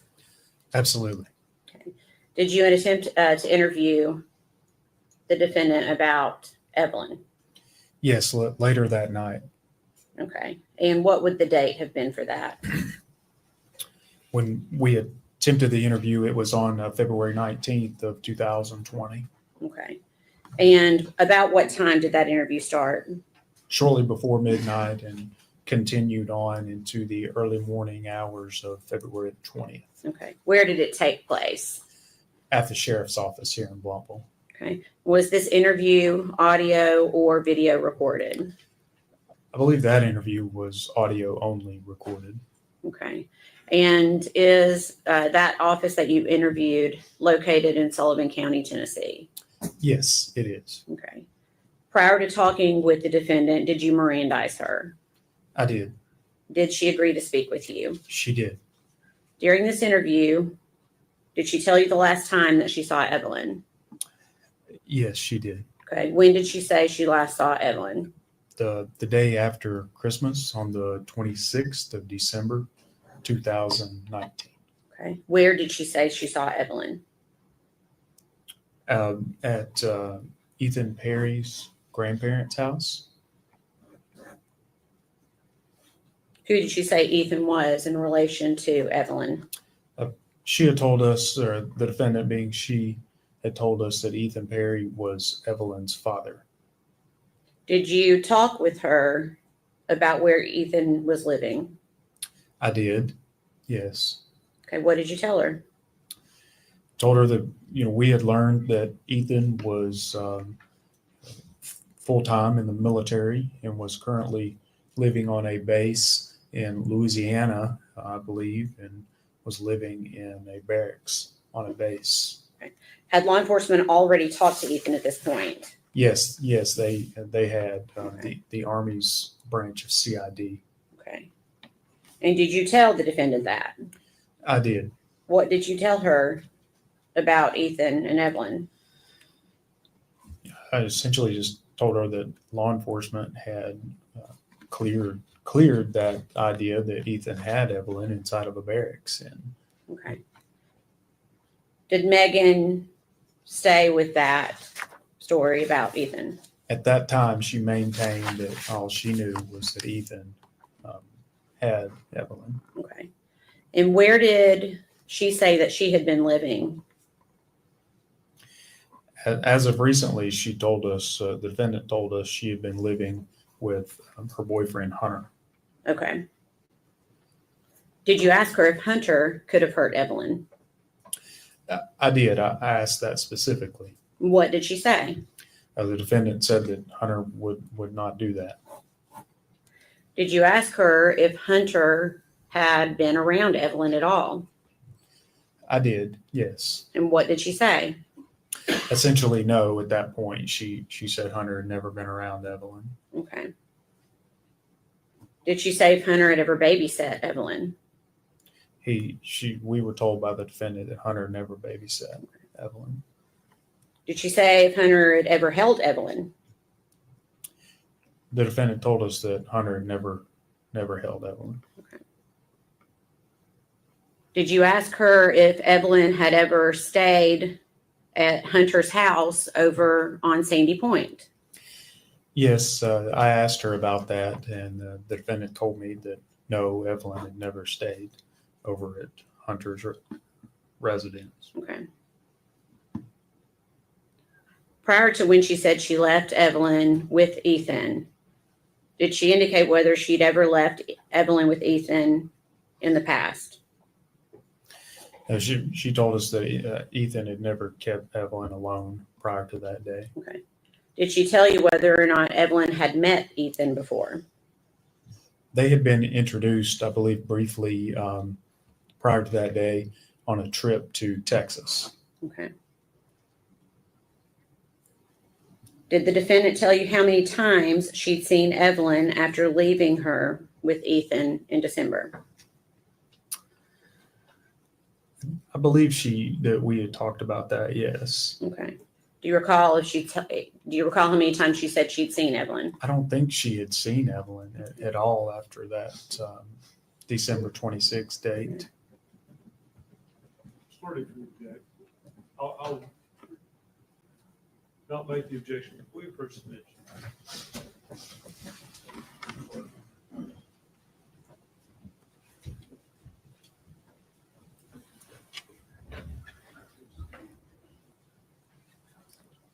Ladies and gentlemen, I'll have you go with the officer. Everyone stand, please.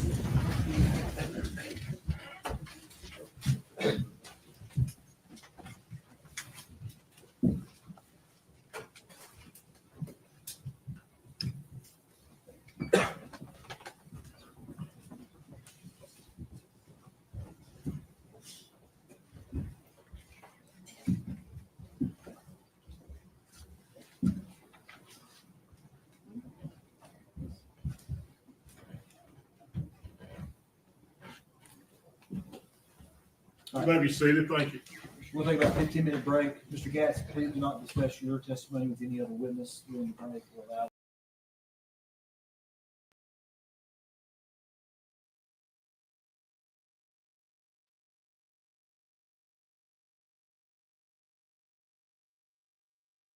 What do you guys think so far?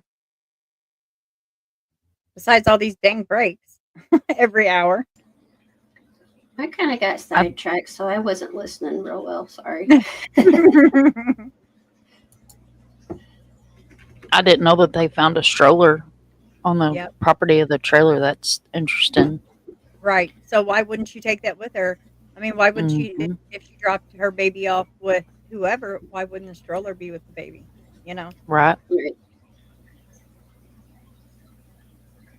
I mean, I got some big old hips, but I ain't got no carrying the baby everywhere hips. Some strollers are a Right. lifesaver. I hear you. Yeah. I'm telling you, with my grandson, he was so chubby as a baby. I always said I was going to put wheels on his butt, so I just pull him around.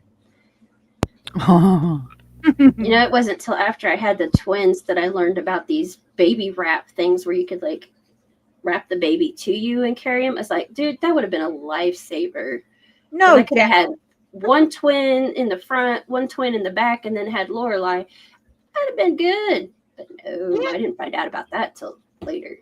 Yeah, same here. They didn't have that when my boys were little. My goodness. Right, Wisdom says, right, a baby in the barracks. So I guess while he had his firearm on one side, he had Evelyn on the other. Yeah, whatever. Right. Oh, okay. Goodness. Right. Strapped her in his backpack and went and done, boot camp. What the hell? Yeah, and then he had a firearm too, so they were all together. It's team effort here. Goodness. Yeah, Barb, they're having a break every hour apparently. Bunch of pee-peers, I think. Woo, that's a lot. Yeah, That should be a question if you're going to participate in court. Right. Can you hold your How pee? is your bladder? Do you have good bladder control? Should we If get not, the kit? diapers are available. Diapers are available Right? in the bathroom. Help yourself. That'd be me as a judge. Get your diaper on. We're not recessing. We'll just Hell all the way yeah.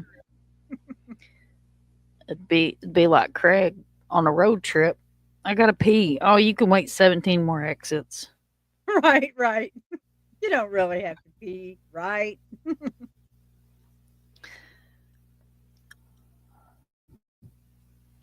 Oh yeah, if we drank every time she told a lie, wow, we wouldn't make it through this. I'd be like taking a nap. Ooh, y'all wouldn't want me up here if we drank every time she lied. Y'all get a whole different mom. Woohoo! Let's get a hold of her. Get her pitchforks. Let's go.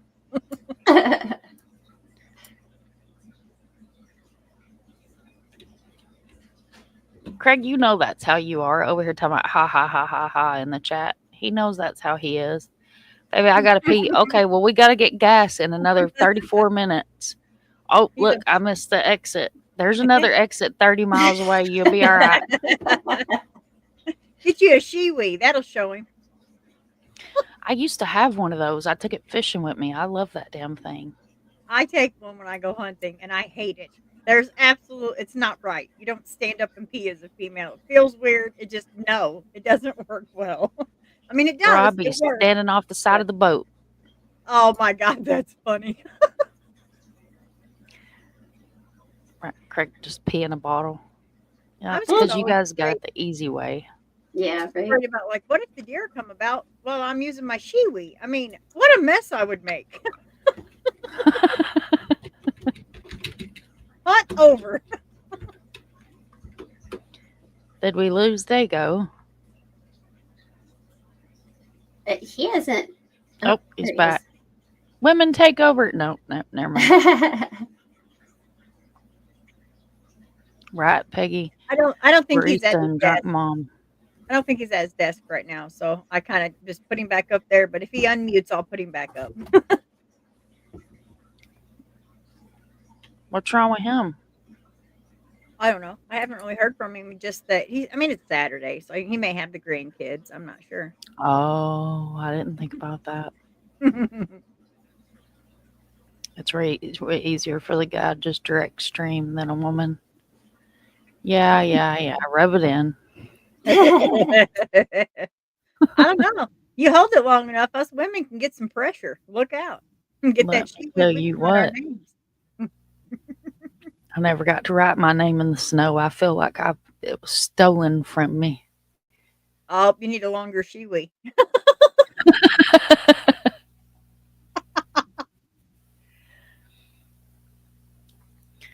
Tomorrow Add a full noodle to the end of it, Mom. Let her go. Dude, do you know how many creative things you can do with a pool noodle? Yeah. You can put it around a dog's collar instead of having to use a comb so they can't bite at their butt or if they get surgery or whatever. Yeah, their pool noodles are awesome. They keep your pipes from freezing if you get a heat tape and put the pool noodle over it. Dude, not only that, do you know you can run a trot line with a pool noodle? Heck yeah, that's a great idea. I didn't even think about that. Yeah, dude. Yeah, Oh, I yeah. can't wait till summer. Life hack 101 from Mom here. Your redneck life hack of the day. You can also take a pool noodle and put like chicken wire, build you like a little chicken wire fence, take pool noodles, wrap them around the edges of it with like 1-bys, put your cooler in there, and float your cooler with you. Oh, well, Lord, you're just a type of the party today. Man, I'm telling you what, pool noodles, and you get them for $1 and 25 cents there at the Dollar Tree. They're at the Dollar Tree.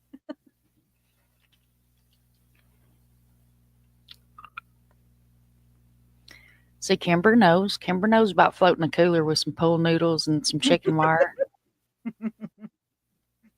Oh, boy. We get all redneck fancy around here. Oh, yeah. Yeah. Pretty fancy here, too. My water's not freezing again. I'm going down to the Dollar Tree. Give me a whole bunch of pool noodles.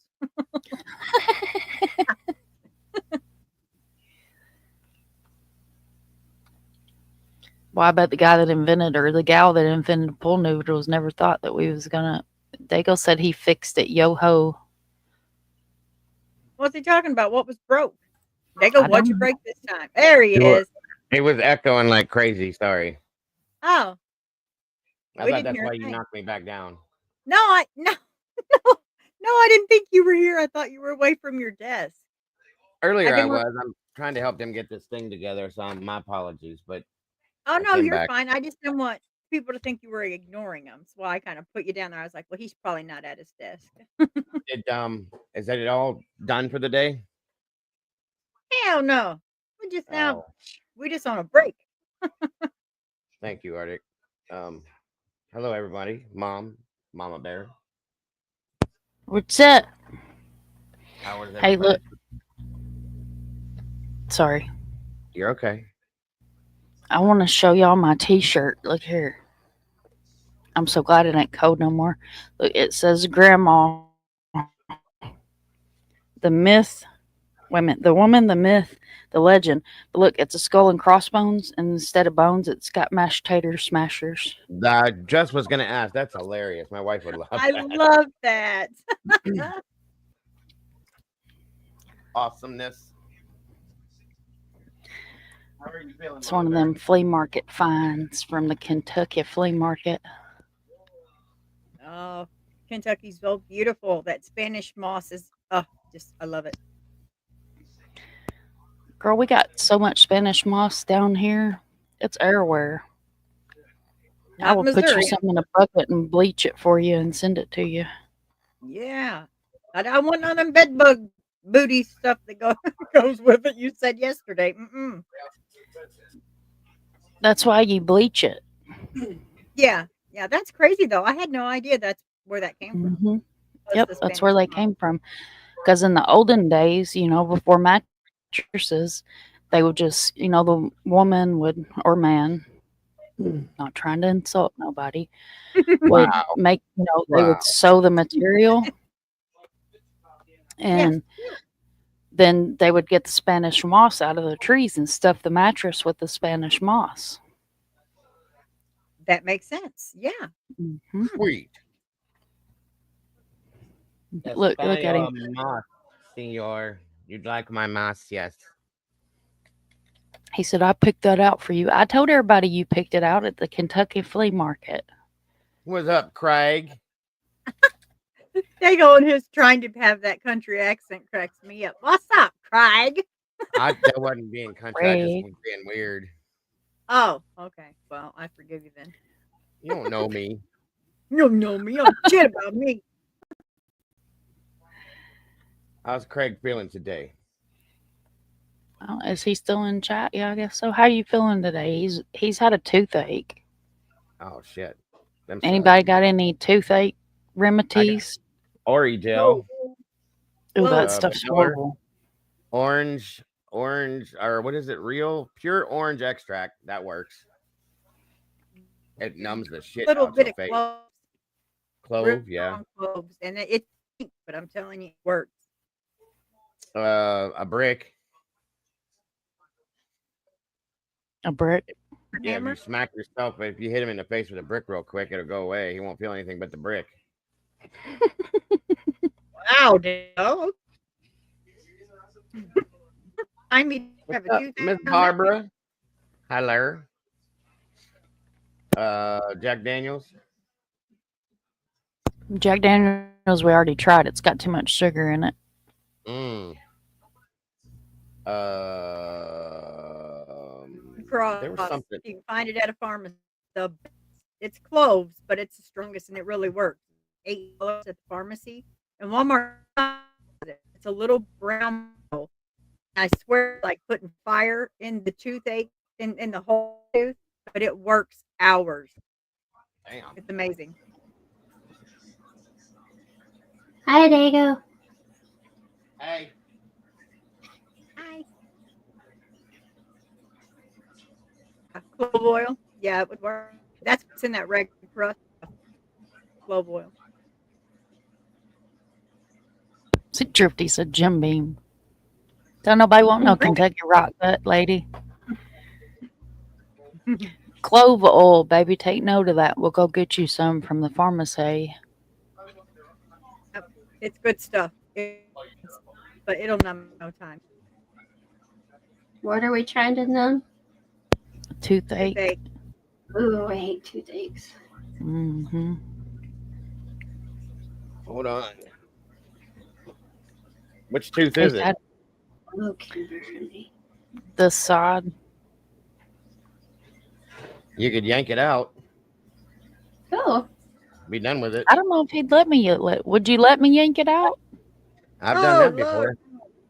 Oh my lord. Hey, some Jack Daniels, a terry cloth, and a set of wrenches. That's it. Craig, run, buddy. Get away from that woman. I pulled one before with a pair of needle nose. I grew up in the days where Grandpa would wrap the military thread that he had back in the war around your tooth and tie the other end of the front door and slam the front door shut. 100%. Oh. My grandmother did that. No, thank you. The problem is when with our adult teeth, they have such deep roots, it's very hard to get them out. You got to wiggle and pull and. That's enough of that. You're making. Yeah. I'm We shivering. changed Oh, God. subject. Yeah, I can't do that. Oh, it's like yanking toenails. Oh God, no. Few Oh, shots of Jack Daniels and a big yank. It depends on how bad off it is too. I think it's fair to say that Dago should never try to be a dentist. Wow. right? Give me them pliers over there. Give me them needle nose. No. Listen, you got to do what you got to do sometimes. It's a tooth, Dago, not a catfish. It's all good. Just clove oil, Craig. Clove oil. I mean, yeah, you can do that first, of course. Mm. Try that first. If it don't work, then just yank the damn thing Or not. or wiggle it around. It might fall apart depending on how bad off it is. Oh God, no.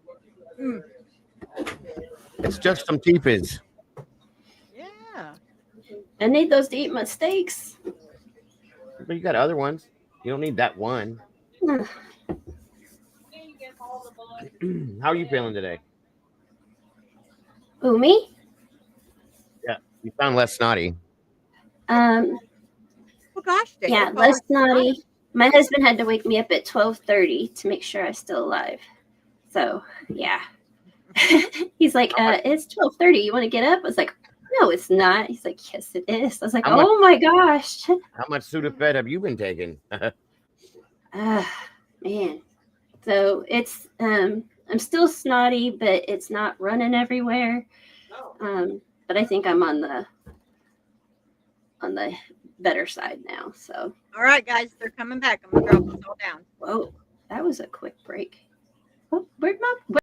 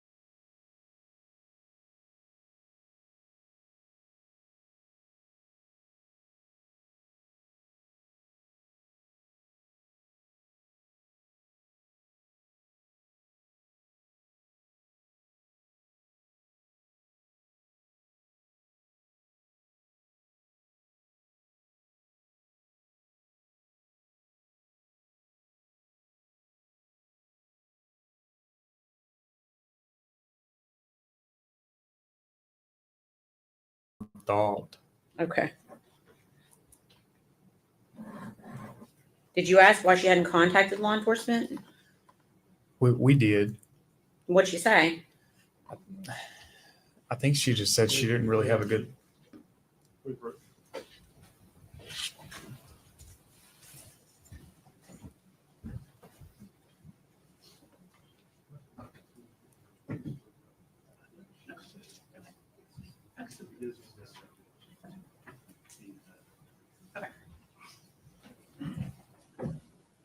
Sustained. Okay, so I'm going to ask when I ask you a question. If you don't know the answer, you don't have to tell me.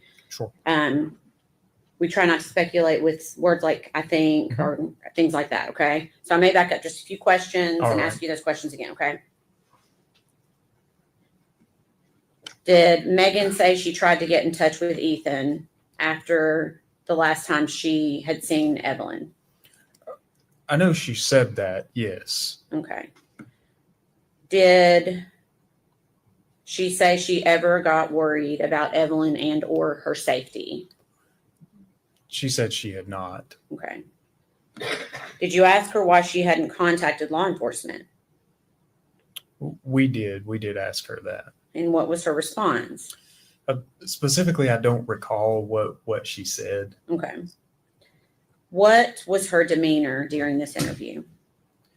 I would describe it as just very nonchalant. Okay. And on this same day, do you recall being present when she was interviewed again? Yes. Okay. And was anyone else present during that interview? Yes. And who was present? At the time, it was Sergeant Matt Price. Okay. Was the interview audio and video recorded? It was. And where did it take place? It was also at the sheriff's office. Okay. And is that in Sullivan County, Tennessee? It is. How much time had passed from the interview we just talked about to this interview that we're getting ready to talk about? Something like 8 hours. The interview we initially discussed ended at around 3 a.m. The interview at the next day was around midday, noon. Okay. So you said the first one ended around 3 a.m. Is that right? That is correct. And what time do you believe the second one began? It was around noon the following day, the Okay. 20th. Okay. Without going into the details of that interview, we're going to go ahead and jump ahead to the following day, February 21st. Was the defendant interviewed again on February 21st? She was. Was anyone else present for that interview? Matt Price, Okay. sheriff's office. Okay. And was that interview also audio and video recorded? Yes, it was. Okay. Prior to that interview, had the Tennessee Bureau of Investigation collected some of Megan Boswell's property from the residents of Hunter Wood? Yes, a couple of our agents had collected some of her property. Okay. And did Megan Boswell give you consent to search and collect those items? She did. Okay.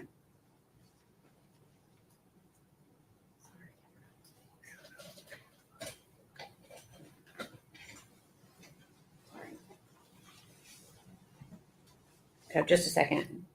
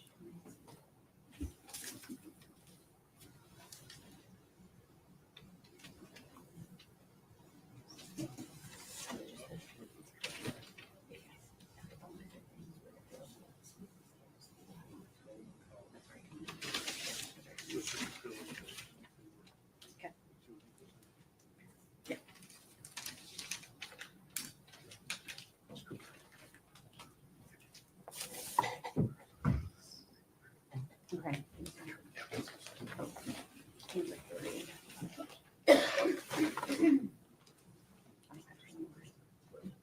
Okay.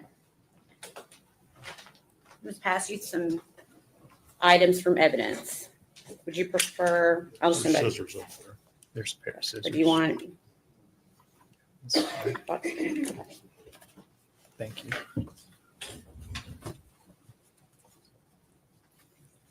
Okay, if you could just, there should be some gloves up there. Do you see gloves up on the table? I do. I'm putting them on now. Okay.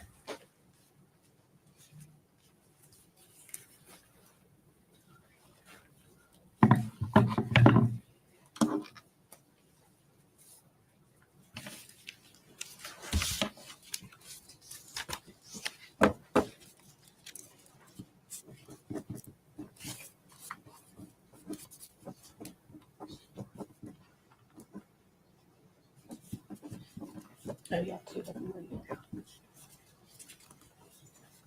Tell me the number.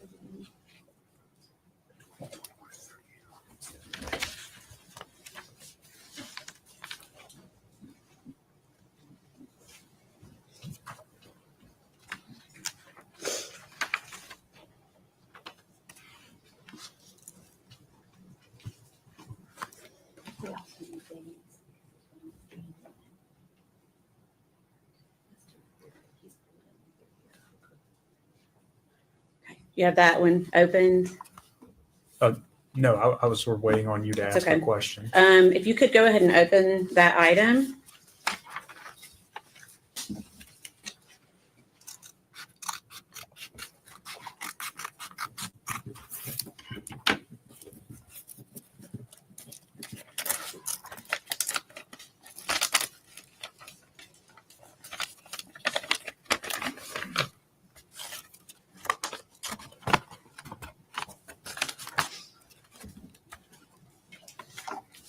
Okay, can you tell me what that is? This is a small Polaroid type picture that the defendant described was taken at I believe that one was the Blowing Rock trip in North Carolina. Okay. And to your knowledge, is there a date at all on that? There may not be, I don't know. This photograph does not have a date on it. Okay. And where did you obtain that photo? Was that from, where was that photograph obtained from? It was from a box of belongings belonged to the defendant. Okay. We'd ask that be made exhibit number 188.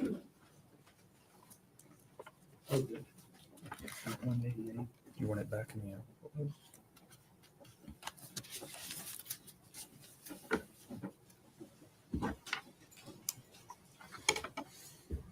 May we publish, Your Honor?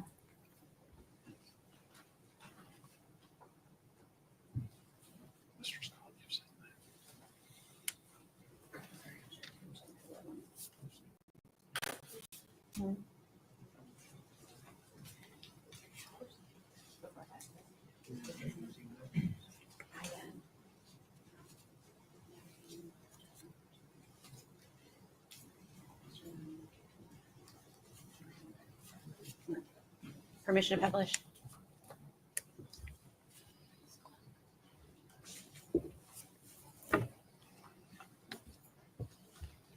Okay. And how did you know what this was a photograph of? At the time during the interview, myself and Sergeant Price were sitting there with the defendant, pulling these items out, asking her to describe these items to us. Okay. And she described that as being from Blowing Rock. That's correct.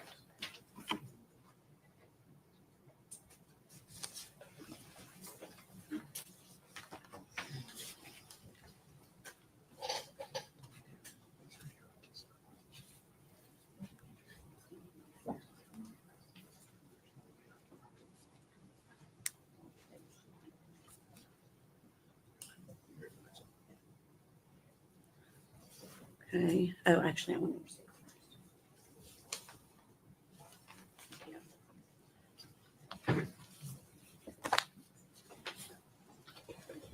Could I get that exact knife?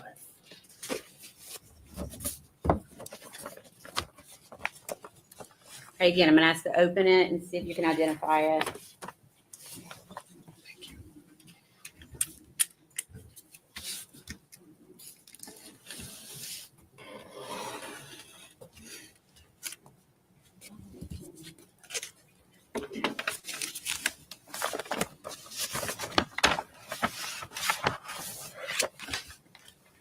All right. Okay. Do you recognize that? Yes, I do. What is it? These are a couple of the brochures the defendant described as coming from the trip that they had taken over to North Carolina, they being the defendant and her boyfriend, Hunter. Okay. So how many documents do you have in front of you? 3. Okay. And what are they individually? One is titled The Official Visitor's Map and Guide to Blowing Rock, North Carolina. Okay. Another one is Mystery Hill, which has a map of North Carolina. North Carolina's natural gravitational anomaly. Okay. Another one is North Carolina's oldest tourist attraction, the Blowing Rock. Okay. If you could slide those back in, I'm going to show them to the defense really quickly.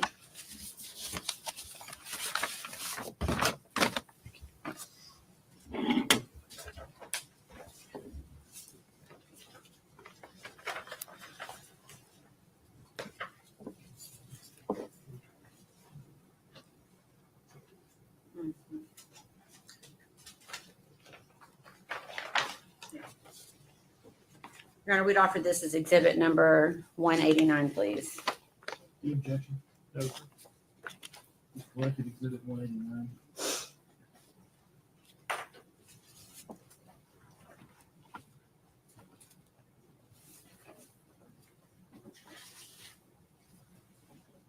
And where did you find those brochures?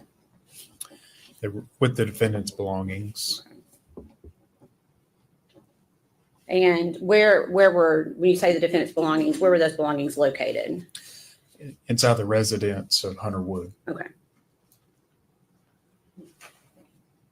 Pass to the next.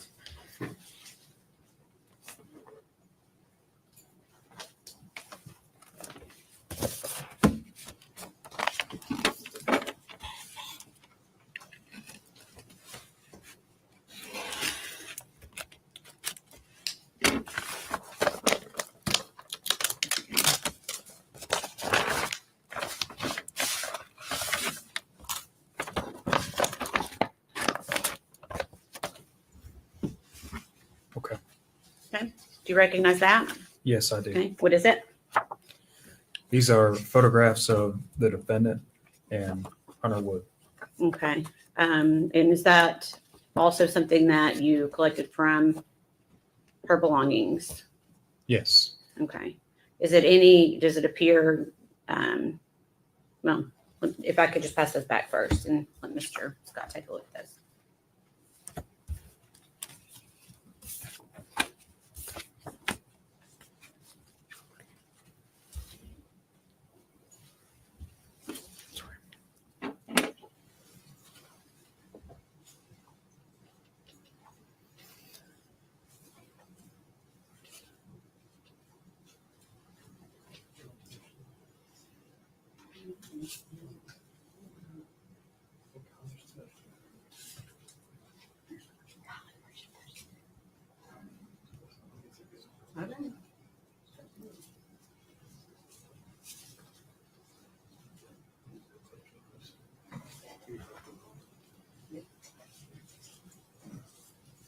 May we approach?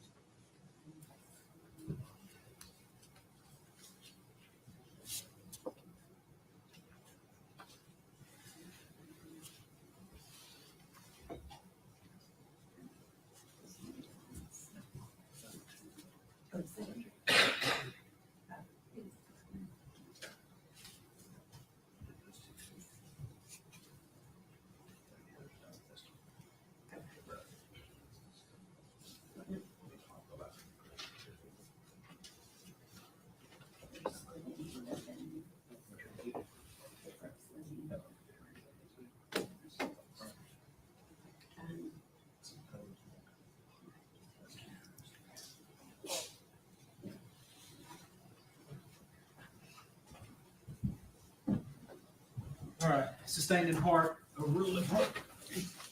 And we'd ask these be made Collective 190. 190.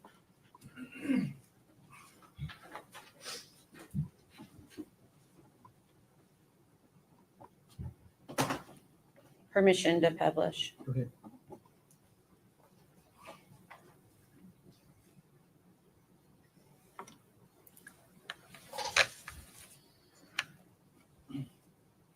Is that a fair and accurate representation of one of the photos that you took from the defendant's property? Yes, it is. Were these located within anything? They were inside of a box that the defendant identified as hers. Okay. Same thing with that one? Yes. Okay.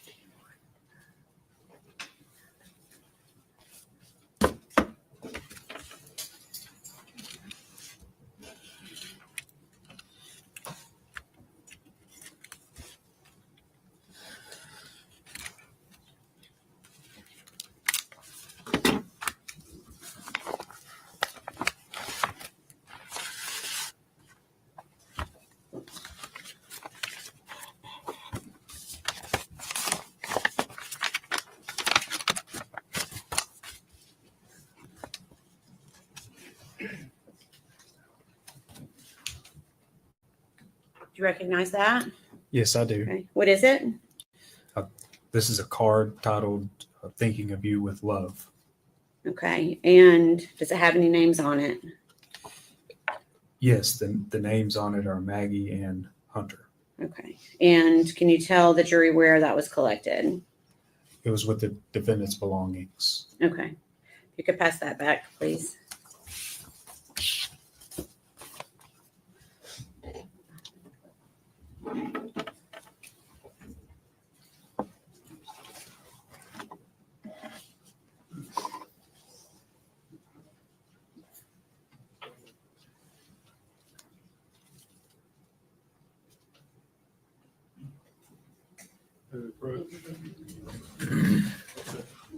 We resolved it.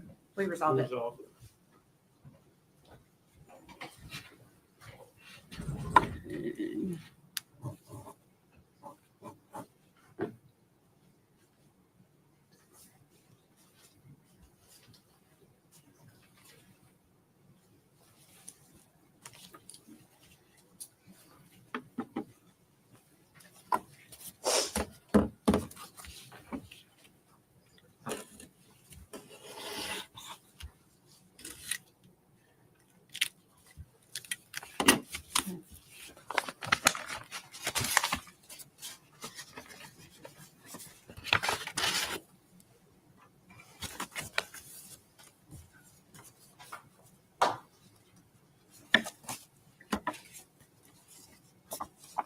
You recognize that?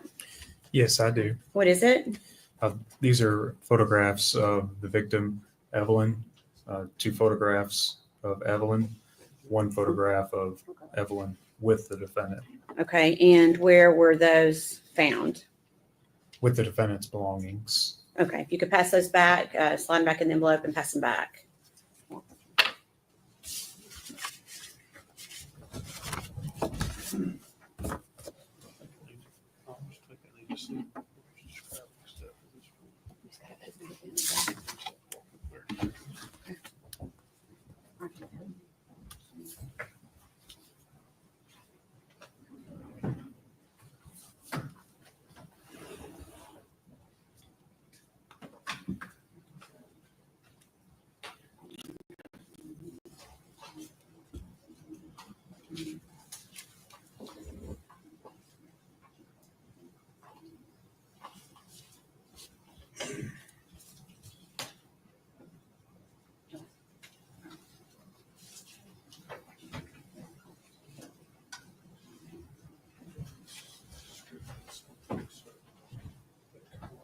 Sustained.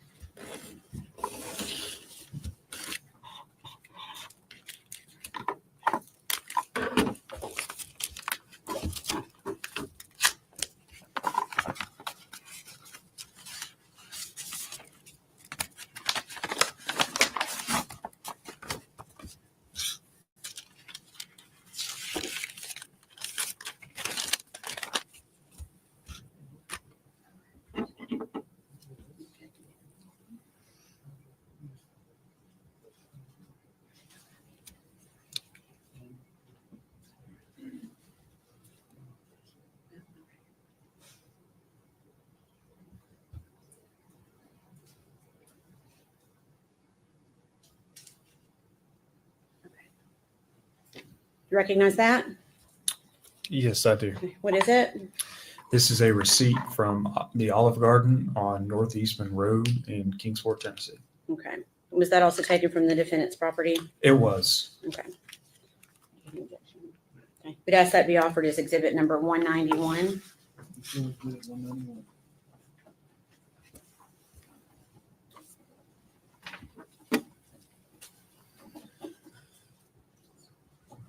If I could have it passed back to the witness briefly.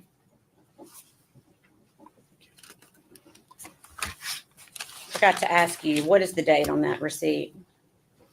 It's January the 11th, 2020. Okay, thank you.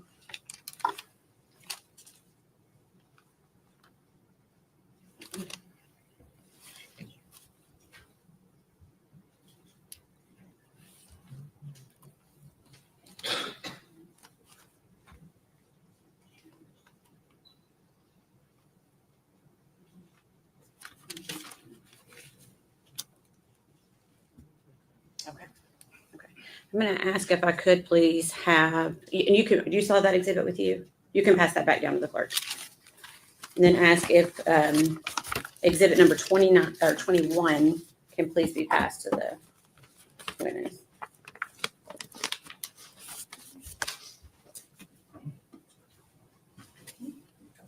No, sorry, not 21. I'm wrong. Hold on.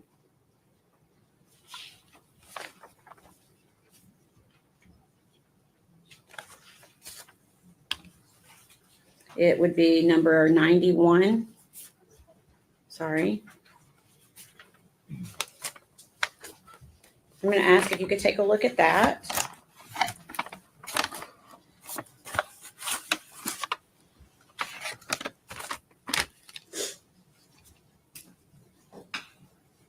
And see if you recognize that. Yes, I recognize this. What is it? This is a shirt that belonged to the victim, Evelyn Boswell. Okay, where was that found? It was inside what the defendant referenced as a baby box. Okay. And where was that baby box located? It was with the defendant's belongings. At where? Hunter's residence. Hunter's residence, okay. Your Honor, we had previously marked that exhibit as number 91 for ID only. We'd ask that be made a full exhibit at this time.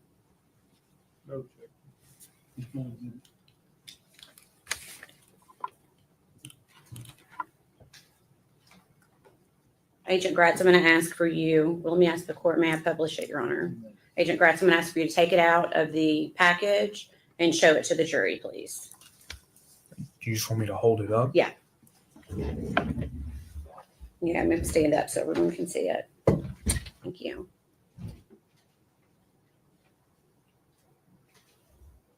Okay, thanks. No.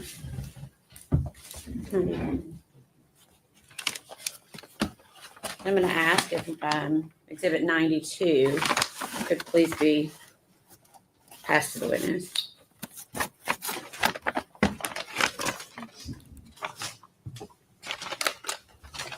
Same thing. I'm going to ask if you could open that exhibit and see if you can identify it.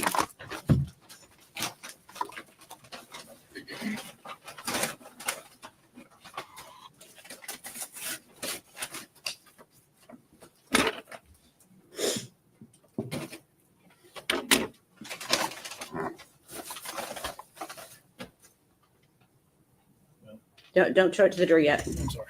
It's okay. Yes. Okay. What is it? This is a child's blanket. Okay. And does it have any special features on it that are identifiable? What type of blanket is it? It's a shark blanket. Okay. Baby shark. And where was that located? It was with the defendant's belongings. Okay. At Hunter's Woods residence? Yes. Okay. And was that also in that box that you're referencing? Yes. Okay. Your Honor, that had been previously marked as ID only. We would ask that it be made into a full exhibit. Exhibit 92. Now you Okay. May we publish it, Your Honor? You want me to stand up again? So long as the court is okay with that. Yep.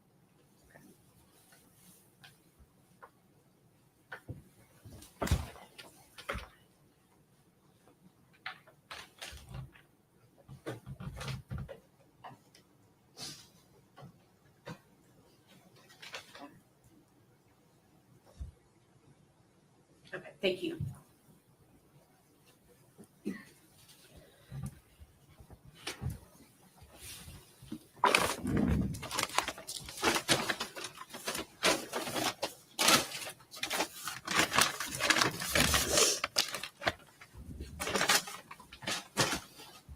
So before we went through all of those, we were talking about that interview from February 21st with Sergeant, now Lieutenant Price.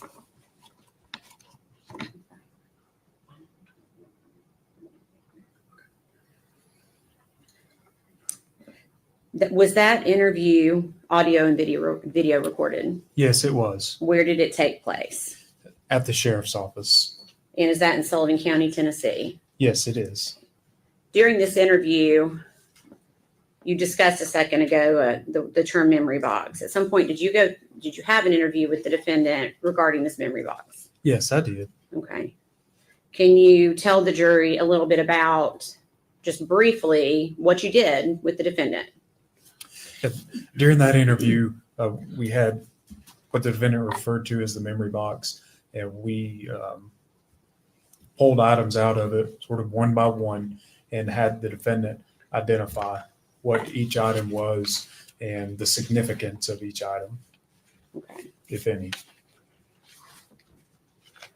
And what was your purpose in doing that? You know, at that point, we were just following whatever leads were coming in. We had received that property, and we were trying to identify what it was, determine how it was relevant, and also establish a timeline for the last known whereabouts of Evelyn Boswell. And did the defendant freely and voluntarily go through that box with you? Yes. Okay. Give me just 1 second.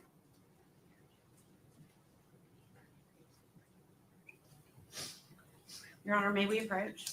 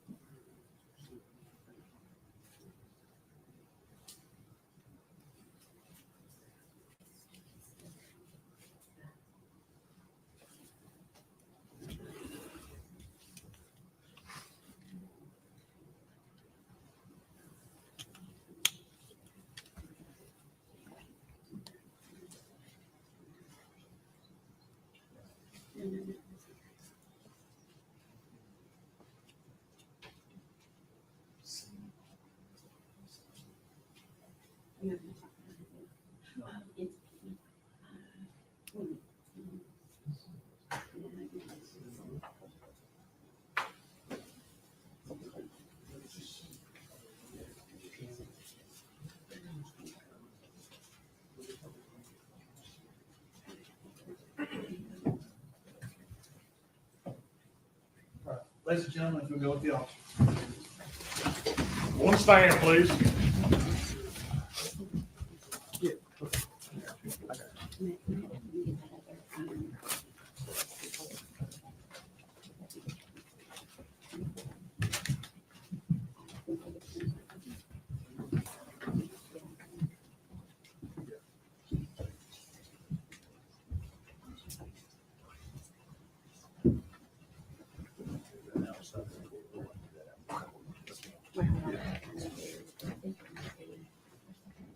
Be seated. Thank you. All right, we'll be in recess. 10 or 15 minutes. You want to take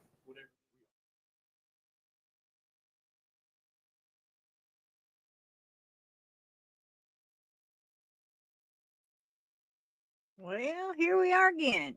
Break time again. Good Lord.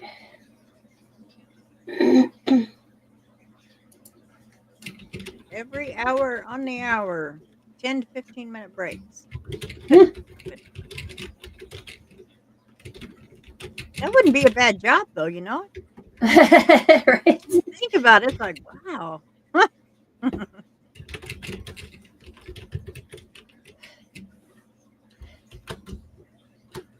Go pee 1,000 times.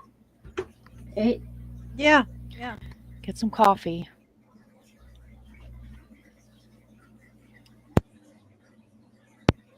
I sent you 2 pictures of her memorial if you wanted to add them to your collection. okay. Well, Thank you. you're very welcome.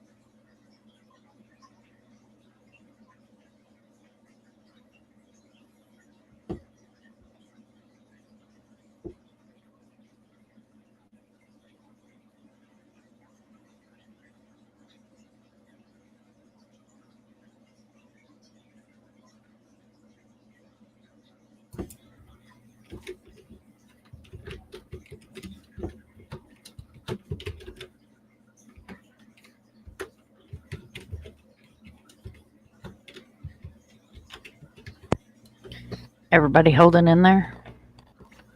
Chats, y'all all doing good? Seems to be. Everybody's just kind of hopping around.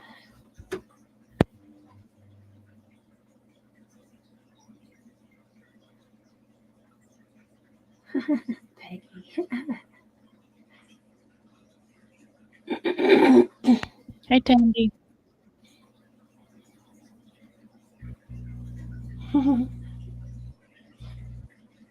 Yeah, I heard that too, Wisdom. Speed typing. Welcome, Candy. Thanks for joining us. Oh, how fancy meeting you here, sir. Right? Oh, yeah. Arctic.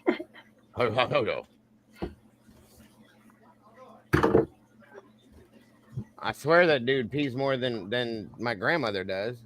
Good He Lord. might need to get his prostate checked. Oh, Lord. Process. Woo! My You signing bear up is for getting doing that, down Bill? dirty today. She's going No, straight. I'm not doing it. She's like, you know what, buddy? You need to get your prostate checked. I used to work for a urologist, so you know. Oh, no. I used to work for a myologist. Hee hee. Mhm. Evening, Mark and Betty. Artac. Wow, Mom actually looks like she's in a good mood today. Yeah. Right, Weird. Zelda. Mama Bear didn't play. She just went straight there. That judge Yeah. needs a prostate check. The face crunch is gone. That's why I was saying it, Mom. Your face ain't all scrunched up in anger like it was yesterday. What are you trying to say, Dago? That she was angry as shit yesterday. This case infuriates me. This Mhm. case infuriates me.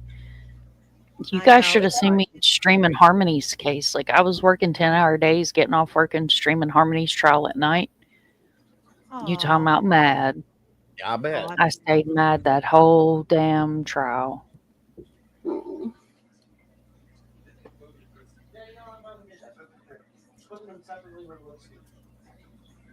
Oh, yeah. Defense is definitely just looking for anything they could possibly pull out their rear ends for mistrial. Anything.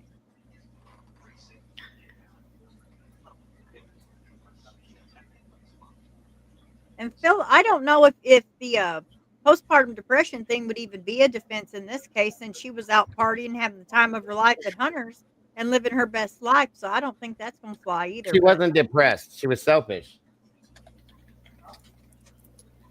Well, it's like Casey Anthony. You know, Casey was Yeah. living her best life, and she not only was living her best life, the bitch went so far as to get a tattoo that she was living her best life. And not only Nice. that, the bar that she was hanging out with, that famous photo that floats around, that's Yeah. right down the road from me. It used to be called Bonfires. Now it's a crab Oh, shack. cool. Mm, Hmm. I'm sure it turned into a crab shack after she went in there. no doubt. Yeah, I don't know if Craig's still in here or not, but Hey, Matahari. my thanks for joining us. stepdaughter's mom was in jail with her, and they were in the elevator together. Hmm. It took everything in her power not to catch more charges. We'll just put it that way for YouTube purposes. Oh no, I know, Phil. I was just saying. I didn't mean it that way, but yeah, I know what you meant. Yeah, I mean, you would think so. That's probably the only reasonable defense they could possibly come Right. out with. But from her actions, I don't see how it would stick. Yeah, I didn't mean it that way, Phil. There ain't nobody that's gonna believe anything that she tries to use as a defense, in my opinion. I don't see it. No, the jury's going to see right through her. This ain't Florida. This is Tennessee. Mm-hmm. She's going down. Y'all know how I feel about this state. I hate this whole state. The only thing I'm putting any kind of faith in is the fact that they'll get rid of the monster Stearns. But Oh yeah. other than that, this state's a freaking joke. Like, it's an Yes, but- absolute joke. Mikey said that too. Well, you guys do have Grady Judd, so let's not forget that. I mean, That's Right. that's. Oh man, can you imagine if he got a hold of her? oh, I tried would to get love him to run for president, and he told I me that agree. heck yeah. I reached out to him and told him we need you to run for president, and he was like, "No, I'm happy with what I do right here." I was like, "Come on, please." Can you imagine him as president? Holy shit! I tried.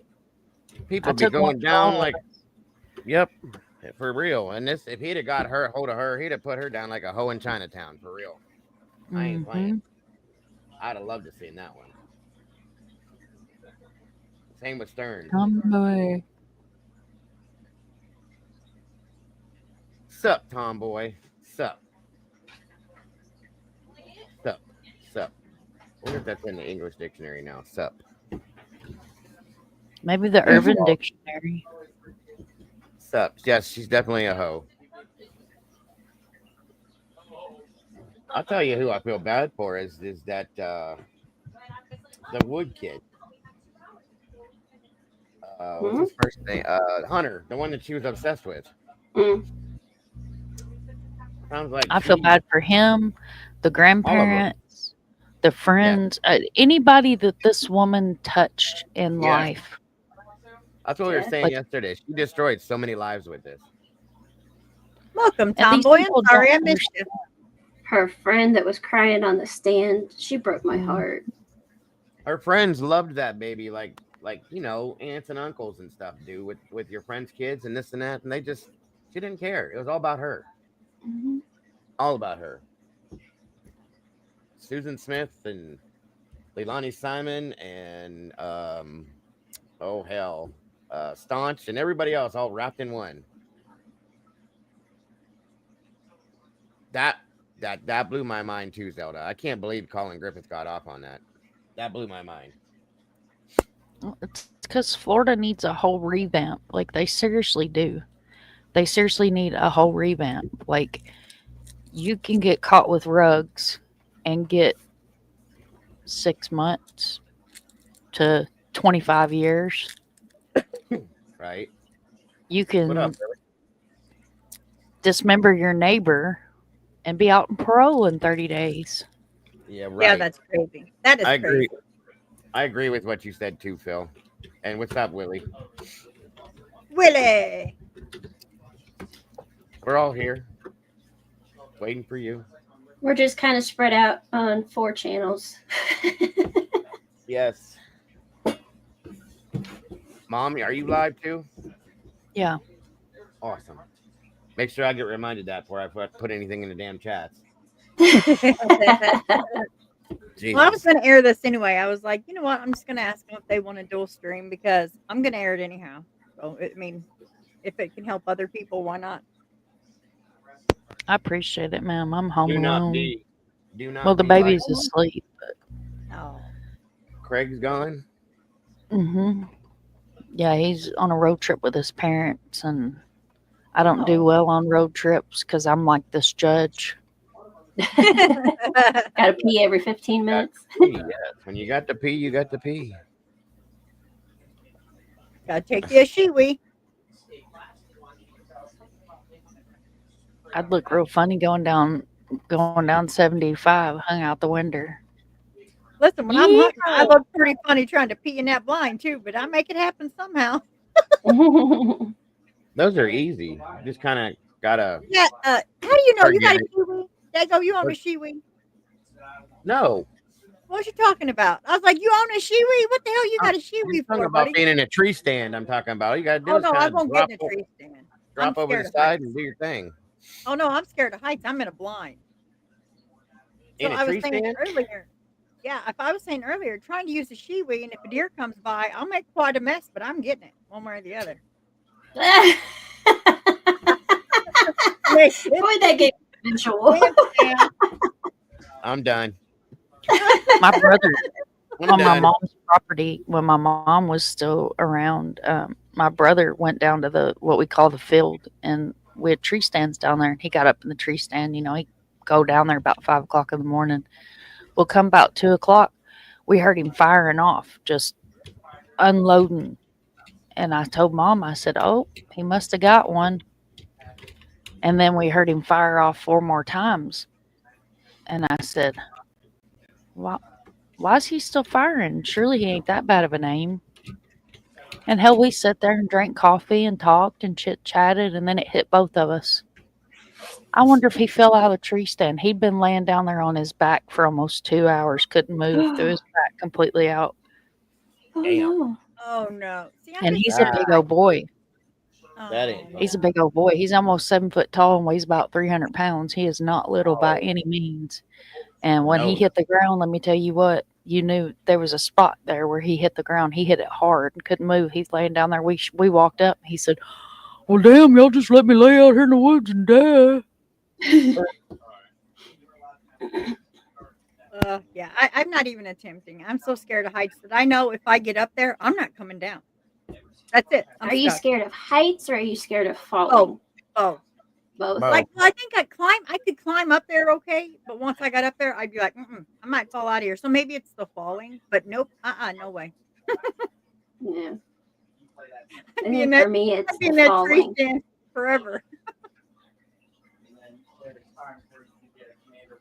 That's Like I was watching Landman, and that kid, they did a that's prank on him good. because it was his first day.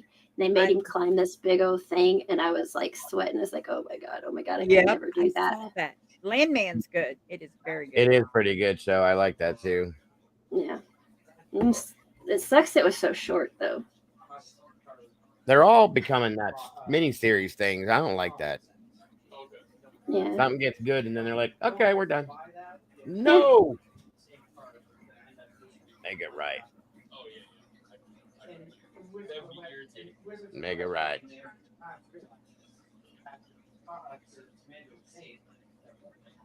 Yeah, if you guys just popped in, what we're doing is they're on a 10 to 15-minute break from court. So we're just up here just bull crapping, I guess, until they come back. Crap bowling. Yeah, crap bowling. Who's all gonna be watching the Super Bowl tomorrow? Not me. I'll be right here Not me. streaming this court if they have it. They ain't gonna have it tomorrow. How you know? They don't do it on Sundays. Well, we didn't think they were going to do it There's today the either. question. So There's the I've question. never- They may. Yeah, but I've never seen them do it on a Sunday ever. Maybe I'm wrong. I could be wrong. I'll shut up then. Fine. No, I'm okay. Go, you can shut up. I'm playing. I'm playing. Ew. Oh, it's so funny. No, they may not, but I don't know. I don't know what they'll do really. I don't think they know what they do till last minute, and then they call it. Dang, he did leave. He's like, all right, fine, dude, bye. Ah, there he is.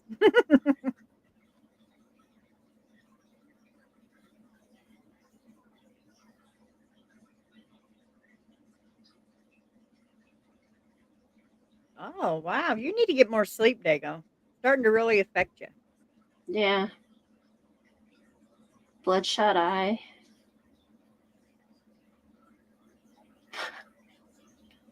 All right. That's not creepy. Not at all.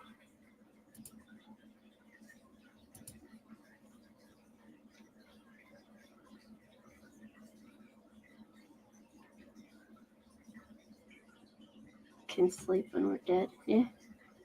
That's my feelings. We're gonna do a whole lot of it too, so.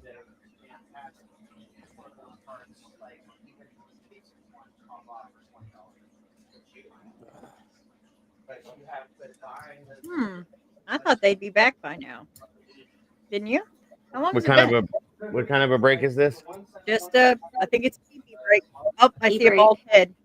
So I think here we go, guys. I'm gonna pull this down off panel. Alrighty. See you in an hour.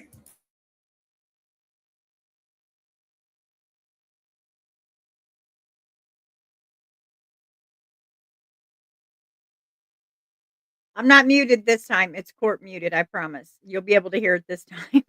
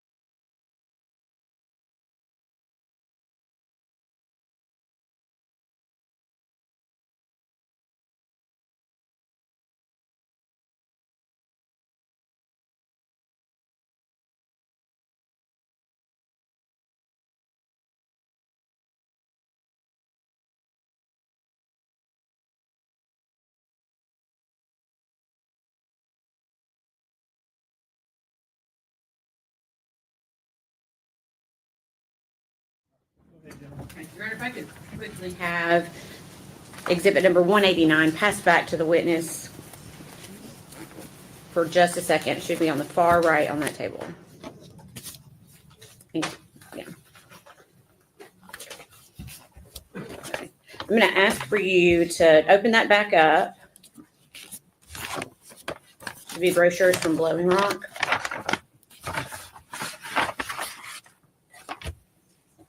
Is that right? That's correct. Okay. If you could look into those brochures and see if you anything that indicates a date.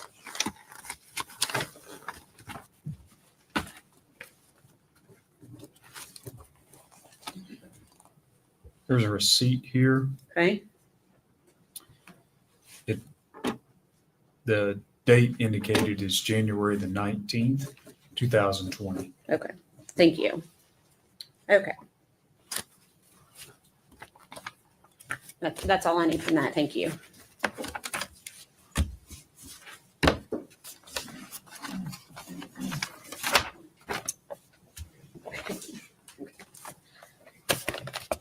I'm going to ask if you can open that up and see if you can identify it.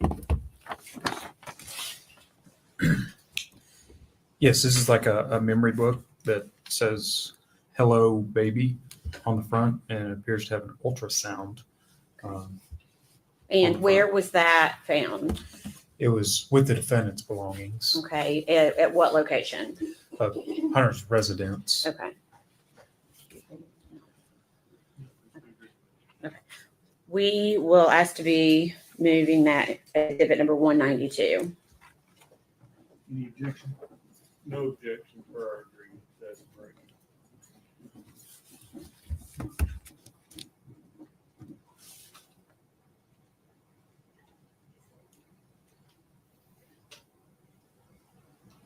Full exhibit 192. And what I'm going to do right now is just ask for you to, Your Honor, may we publish this to the jury, just the front of the book? Okay. You could just hold up the front of the book so the jury can see the front of the book, please. Okay. Thank you. And we briefly talked before the break. Is that the book that we were discussing in regards to that interview? Yes. Okay. Okay, you can pass that back to the clerk.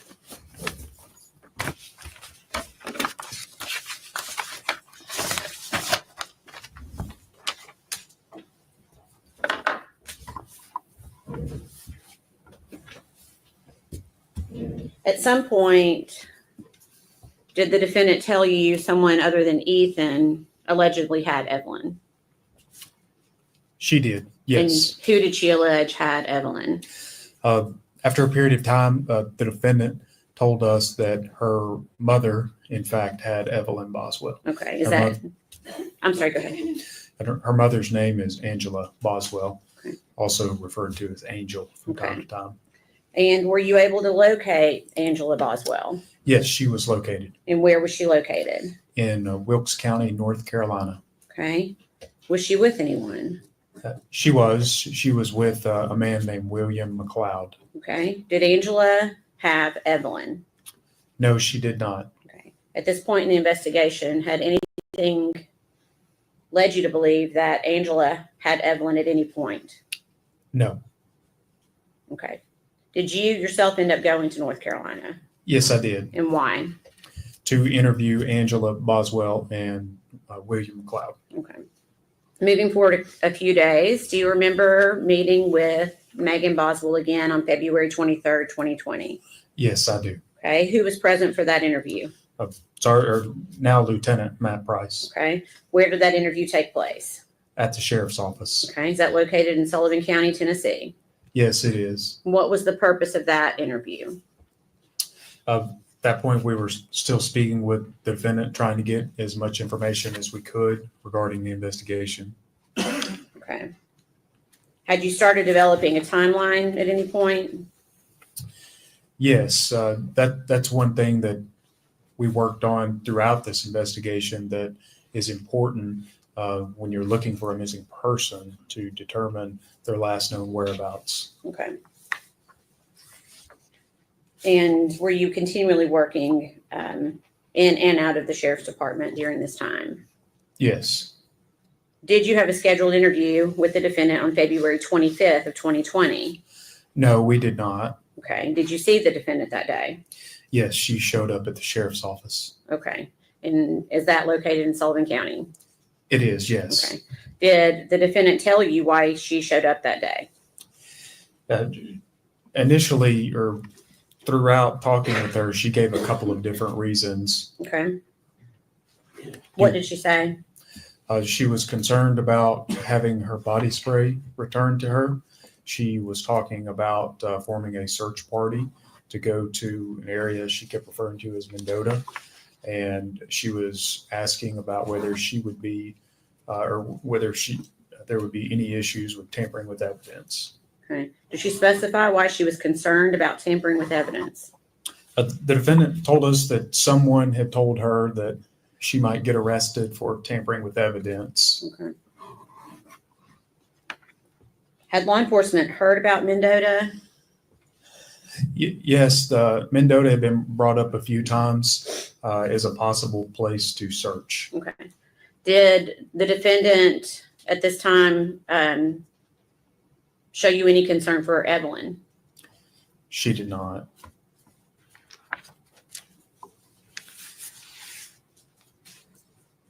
Do you recall speaking with her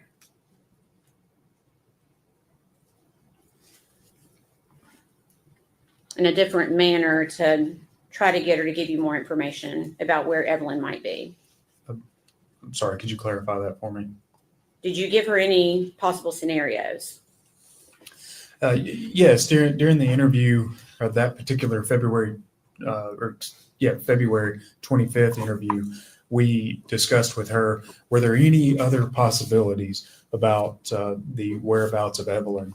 For example, was she aware that something happened and wasn't telling law enforcement?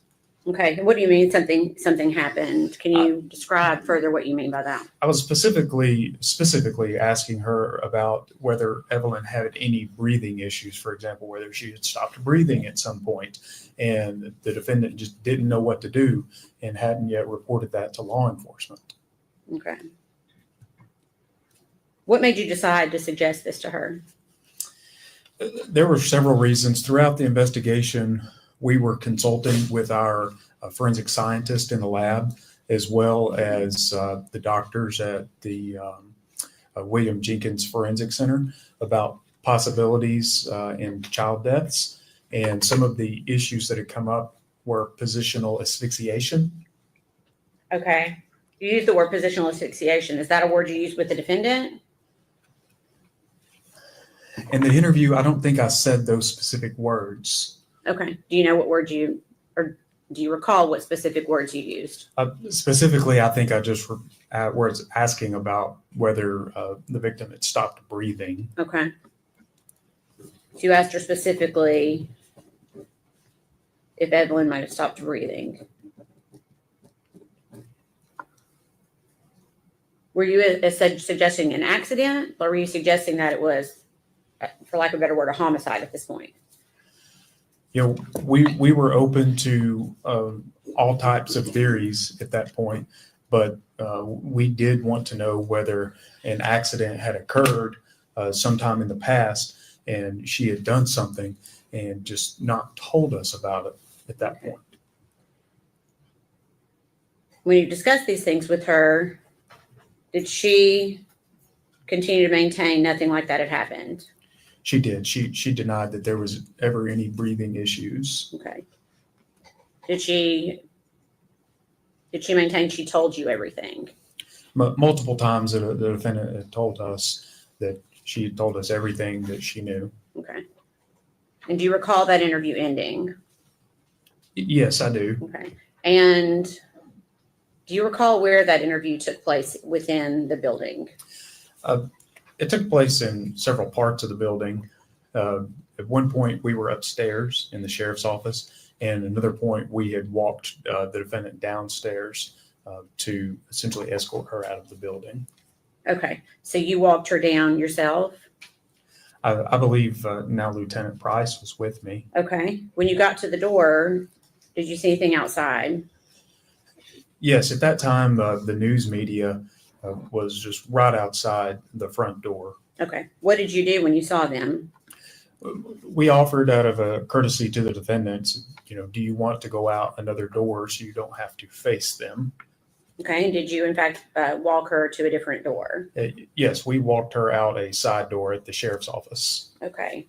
And did you see the defendant after that moment? Yes. What yes, did you we see? did. What did you see? She had walked from that side door back to the front of the building and then gave an interview with the news. Okay.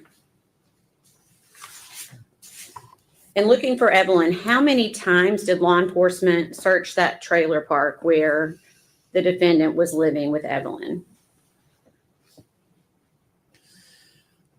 I know multiple. I know I was there twice, and I know other law enforcement officers had gone in addition to that. Anything ever found other than the stroller we've already talked about that was helpful to the investigation? No. Okay.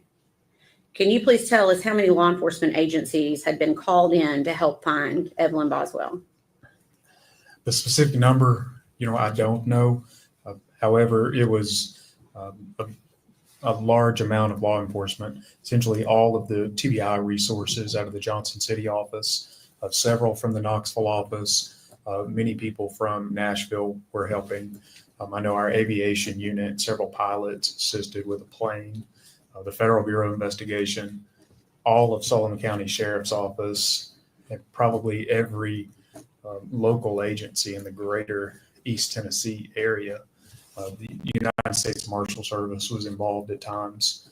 Our partner agency in North Carolina, the State Bureau of Investigation, assisted, along with the Wilkes County Sheriff's Office. Okay. Was a tip line established in order to try to find Evelyn? Yes, in scenarios like this, we use a tip line, the number being 1-800-TBI-FIND. Okay. And do you know approximately how many tips came in during that time? A couple of thousand. Okay. How does a law enforcement agency determine which leads to follow? At different times, especially early on in the investigation, we man the tip line with different agents. Different analysts in Nashville are keeping eyes on every tip that go in, and we essentially use our experience and determine which tips that maybe we should look at first and try to prioritize them and continue to working them until we can close them and move on to others. Okay. Are you confident that every credible lead was followed to the end? Absolutely. Okay. And were you given leads based on information that Megan Boswell gave you directly? Individuals to look at? I'm sorry, I'm not sure what you mean. Did you follow the leads based on information that Megan Boswell gave you? Oh, absolutely. Yes. Okay. Can you tell us what, like just one at a time, what was one of those leads that she gave you as to where Evelyn was? So we got the initial story that Evelyn was with Ethan, and us and other law enforcement agencies and the Army CID essentially eliminated that lead. Okay. Do you feel confident that you were able to eliminate Ethan as a suspect? Yes. Okay. What about Angela Boswell? Same answer. Yes. Okay. Did you investigate Angela Boswell? Yes. Did you investigate her boyfriend, Will McLeod? Yes, we did. Based on your investigation, were you able to confidently eliminate Angela Boswell and Will McLeod as suspects? Objection, Your Honor. We approach.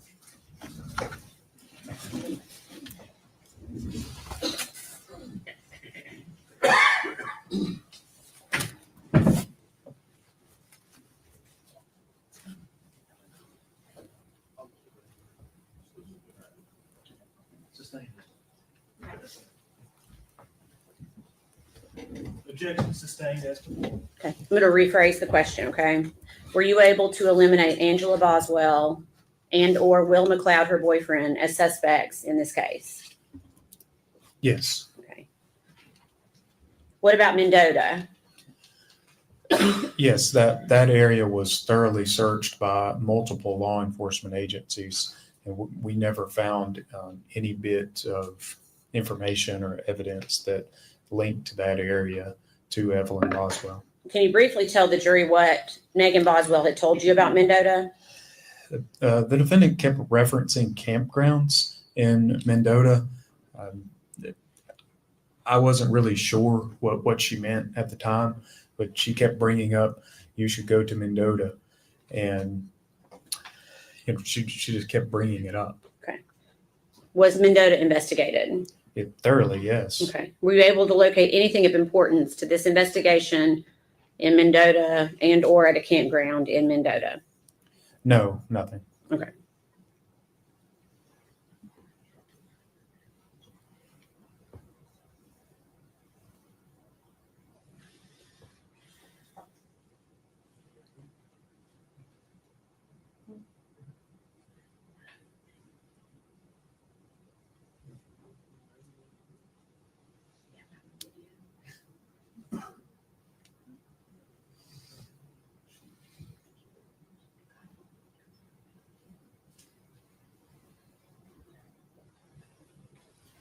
Pass your document.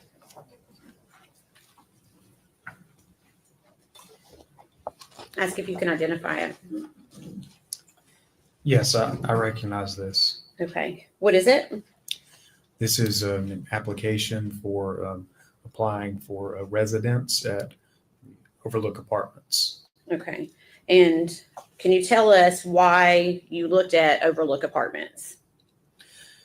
We were given information that the defendant had applied to live there with her boyfriend. Okay. Her boyfriend. Hunter Wood. Okay. And is that something that was collected from Overlook Apartments? Yes. Is that a fair and accurate representation of what was collected from Overlook Apartments? Yes. Okay. We'd ask that be. Yeah.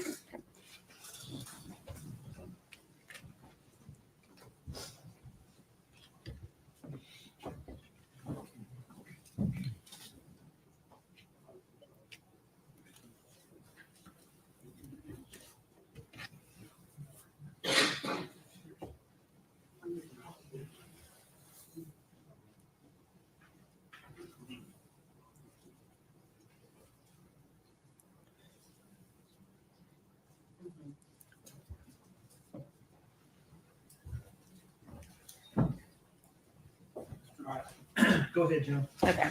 Objection was withdrawn. We would ask that be admitted as exhibit number 193. Before exhibit 190.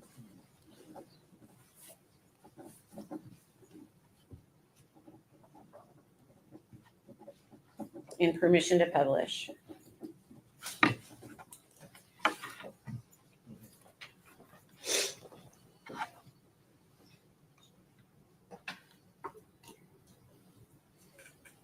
Okay.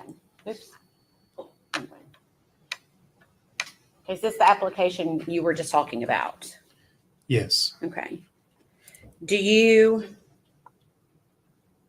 recall when they were looking, or does this say, when were they looking to try to get an apartment at Overlook Apartments? January the 4th, 2020. Did you learn how many occupants that the defendant and Hunter Wood put on their application? Yes, 3. Okay. Did you talk to the defendant about who the third occupant was going to be? Yes, I did. Did the defendant say the third occupant was going to be Evelyn Boswell? No.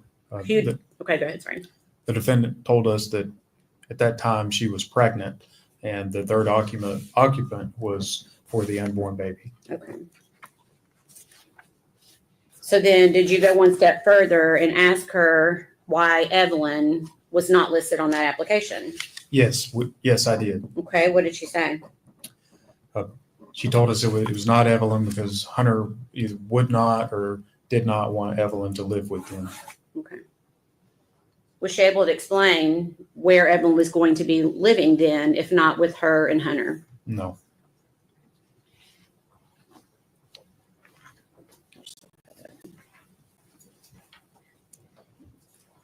Jumping ahead to March 6, 2020, do you recall being contacted by the defendant's father, Tommy Boswell?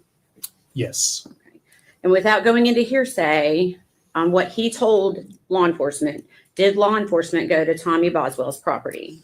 Yes. So initially, myself and Detective Haraz. Okay. And is that located in Bluntville? Yes, it is. Do you remember the street name or address? Muddy Creek at 539/543. Okay. And is that located in Sullivan County? Yes, it is. What was the purpose of going there? We were under the impression some of the defendant's property was at that location. Okay. Do you recall what time you arrived at that location? It was around 5:30 that evening or afternoon. Okay. And did Tommy Boswell give law enforcement consent to search that day? He did, yes. Okay. If I could please have exhibits number 6, 8, 9. Well, 6 and then 8 through 12, please.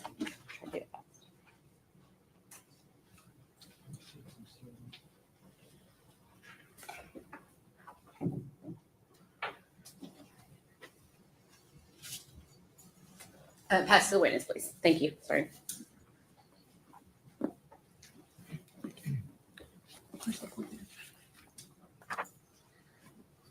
Okay. First, if you could take a look at exhibit number 6. Do you recognize that? Yes, I recognize Okay. What is it? This is a drawing or a sketch of the scene at 539/543 Muddy Creek. Okay. Is there a pointer device up there besides you? There's a flash. That's it. Okay. If you could pass the Yes. exhibits to me, we'll try to do it that way to make it quicker.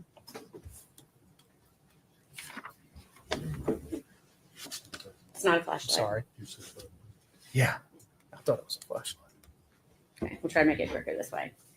These have already all come into evidence, so we'll just discuss each one. Is this a diagram of the property as it was on March 6th of 2020? Yes. Okay. Can you show the jury? I'm going to try to zoom in a little bit. Can you show the jury where you first searched? Are you wanting me to point at that screen? Yes. It should work. There you go. Would have been in this area right here. It's excuse me. It is labeled as shed. Okay. And did you search anywhere else on the property? Yes. Okay. Can you tell us where else you searched? That building there that's labeled as Playhouse. Okay. Now I see a box below that also appears to say shed. Do you see that? I see that, yes. What was that? That was another outbuilding that was full of, I believe the business name is Tommy's Paving or something like that. And it was full of paving or asphalt related equipment. Okay. All right. I'm going to show you next what's been marked as exhibit number 7. Is that the outbuilding that you were talking about a few moments ago? Yes. Okay. And exhibit number 8. Is that the outbuilding and the playhouse that you were talking about a few moments ago? Yes. Okay. Exhibit number 9. Can you tell us what that is?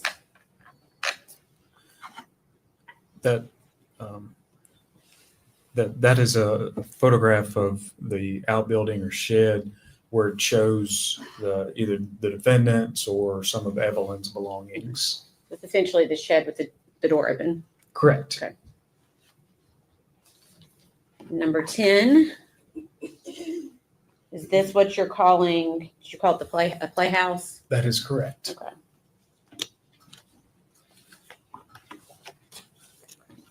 Exhibit number 12. Is that just the playhouse with the door open? Yes. Had anything been disturbed at the time this photo had taken place? No. I think I might have gotten that order. Sorry.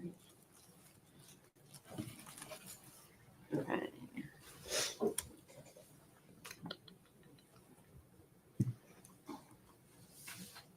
Okay. Were you present for the search of that shed / outbuilding? Yes. Okay. Were you also present for the search of the playhouse on the property? Yes. And were you aware of whose playhouse that was?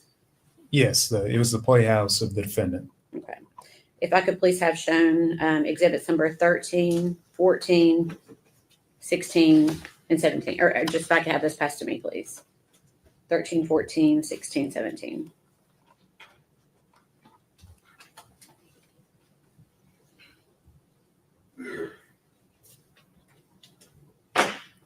Thank you. These have already been admitted into evidence. First, exhibit number 13. If it,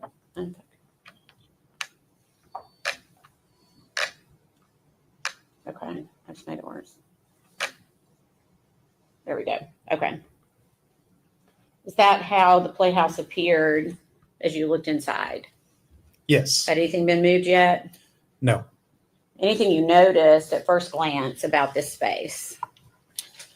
Yes. A lot of the area in the back of the playhouse was covered in dirt, dust, debris, spiderwebs, and there were several items just right inside the door that it appeared they were placed in the playhouse more recently. Okay. In which says in just a second. This photo, exhibit number 14, again, how does that appear to you upon first glance when you went to that scene?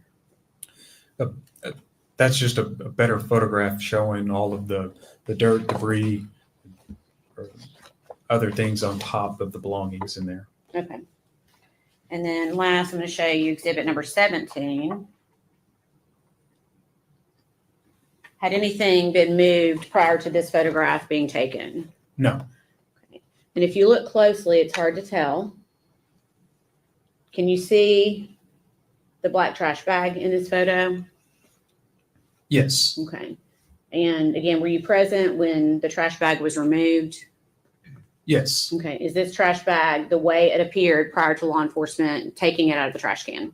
Yes. Okay. I'm going to hold on to 17 for just a second. So you stated, I'll put this one back up for just a second. You just stated that a few items appeared out of place. Can you tell the jury or use your pointer on which items you are talking about? These trash bags Okay. right here Mm-hmm. and this trash can. Okay. And can you tell the jury why did those appear out of place to you? 'Cause they weren't covered with any dirt or dust or spider webs. Okay.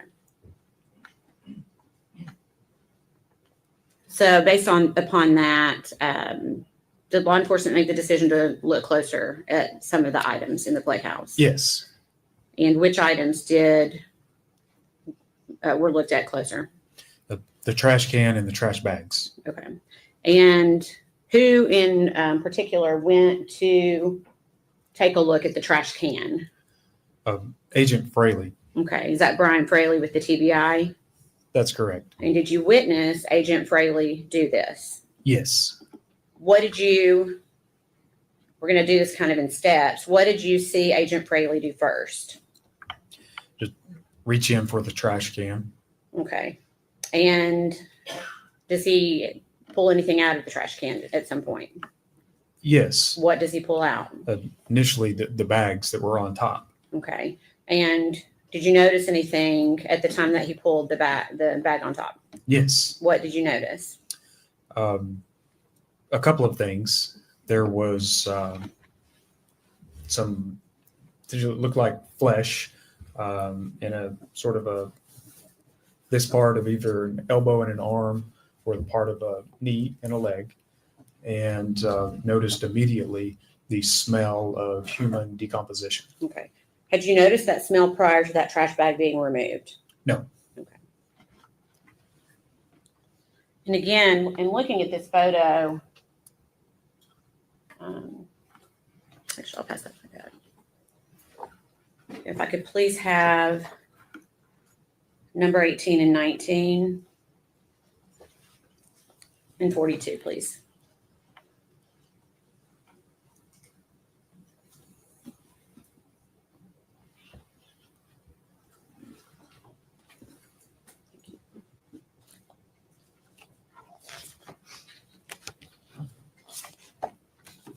Okay, this has been previously admitted. With this photo, is that what you were just referencing a few moments ago? Yes. Is that before or after the black trash bag was removed? This photo would have been taken after. Okay.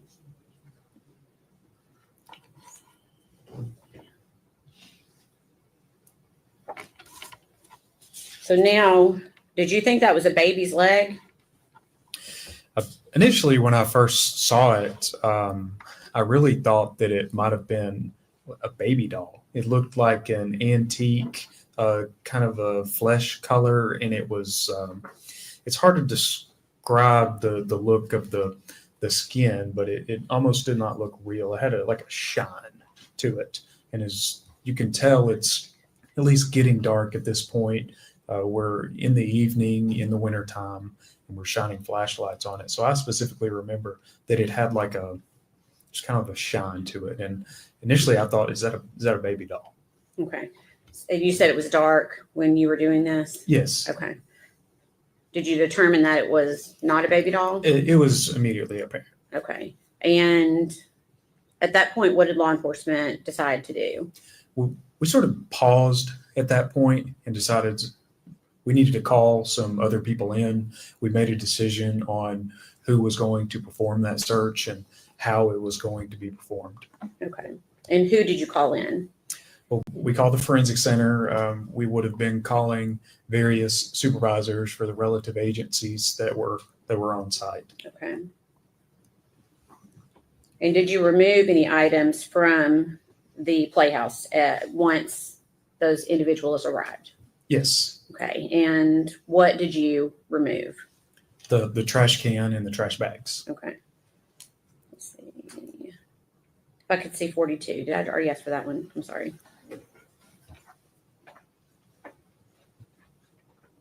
And I'm going to be asking for 22 through 27 in a second. If that helps. Okay. I'm going to show you what's been previously marked as exhibit number 42. Now, are these items still inside or are they outside the playhouse at this point? Can you tell, or do I need to? It might help if that helps a little bit. As far as it goes. It's a little dark on the screen. Would you like to see the exhibit Yes, or that the would photograph help. itself?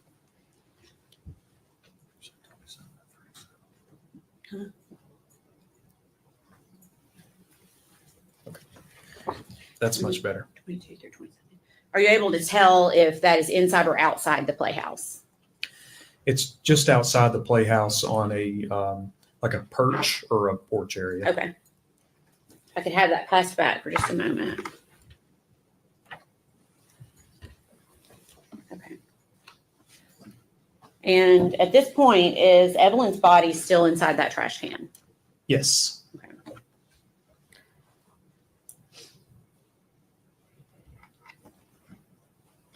Did law enforcement start the process of removing Evelyn from the trash can? Yes, we did. Did that take place there? Or did it take place at the forensic center? Removing the items body in the trash can. Yes. It took place there on scene. Okay. I'm gonna show you what's been previously marked as exhibit number 22.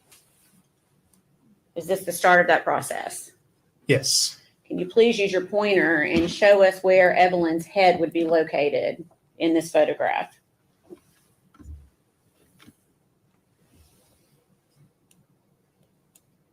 Let's see. I was pointing it the wrong way.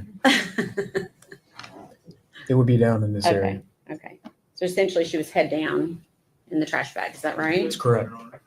Objection, clip road.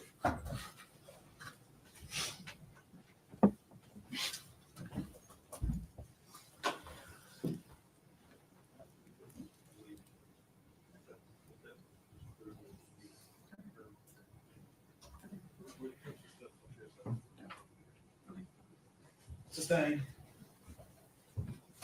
General, you can rephrase. Okay. Was Evelyn in this trash bag?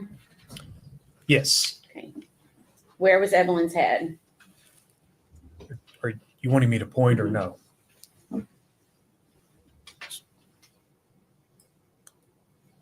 In this area. Okay. Can you tell me, well, that's all I need on that one. Okay.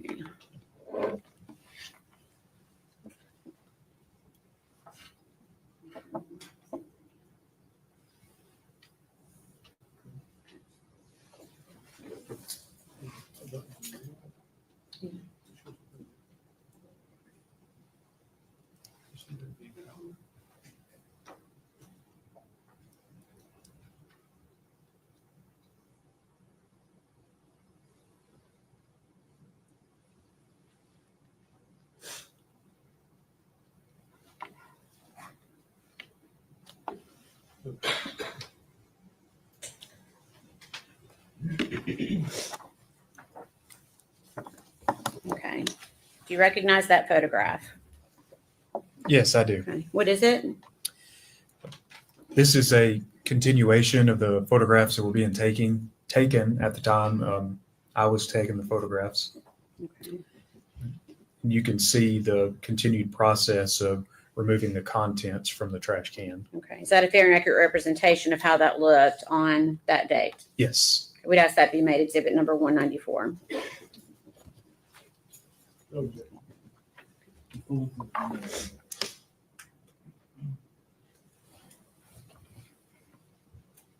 Permission to publish.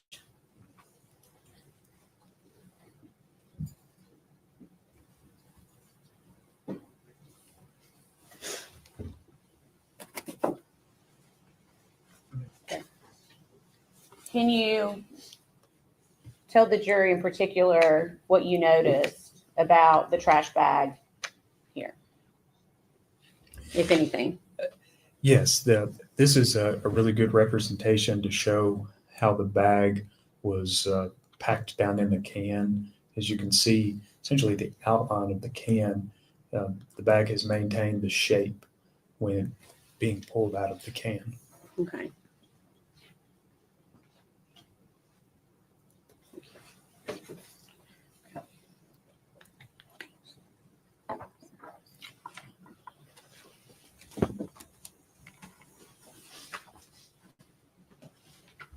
This has already been previously admitted as number 24. Can you tell us what we are looking at here? This is a continued photograph from the process of removing the items from the bag. Okay. Is Evelyn in that bag? Yes. Can you tell us where her head is located? Do you want me to use the pointer? Yes, please.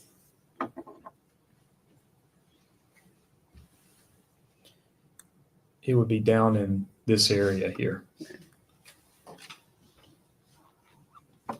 Can you tell me what's depicted in this photograph? This is the body of Evelyn Boswell. Okay. And can you tell us what we're looking at here? Using the pointer if you need to. Could you be more specific? What are we looking at? Okay. So again, the body is inside of these contents or this blanket. Right here is a blanket. It's grayish, and you can really start to see it's a little difficult to see on the screen with what it's doing with the colors, but right in this area, you're beginning to see the outfit that Evelyn has on. And in addition to that, you're beginning to see the shape of the head of Evelyn right here. And this is aluminum foil that is formed around the victim's head.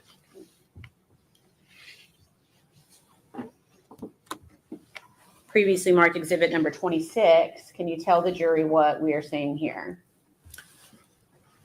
This is a photograph of the trash bag after Evelyn's body was removed from the trash bag. Okay.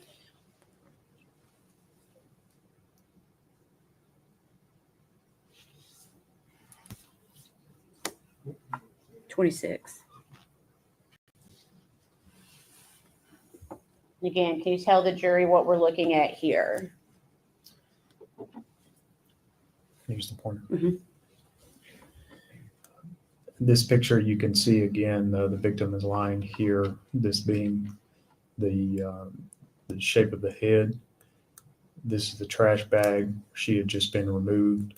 And at the bottom of the bag were trash contents. Okay. So what was anything else in that bag that had been removed? I'm not sure what you mean. You've got a bag there full of food debris. Had Yeah. anything else? Was anything else located in that bag other than that food debris? Along with things that were already removed, What else had been removed? the blanket with the body and the aluminum foil. So Evelyn's body was in that bag. Yes. Okay.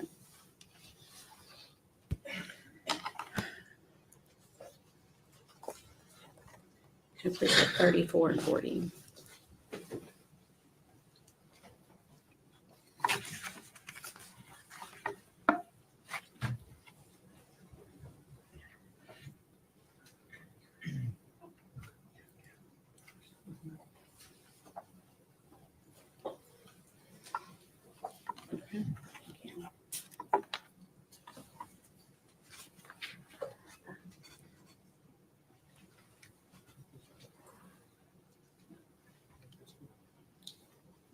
Okay.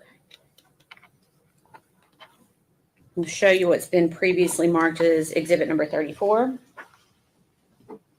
Can you tell the jury what they are seeing here?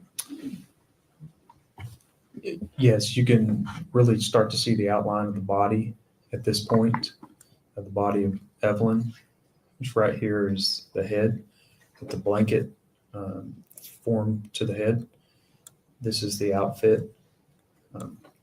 That is Evelyn's hand, and this is a blanket that is wrapped around Evelyn. Okay, can you tell us where Evelyn's face is located? It would be right in this area. Okay. And I'm going to show you one more, previously marked as exhibit number 40. Can you tell the jury what they are looking at here? Yes, here I was focusing in on the trash can, specifically for this item, Okay. which was a piece of gum that was stuck to the side of the trash can. And was that collected? Yes. Okay. All right.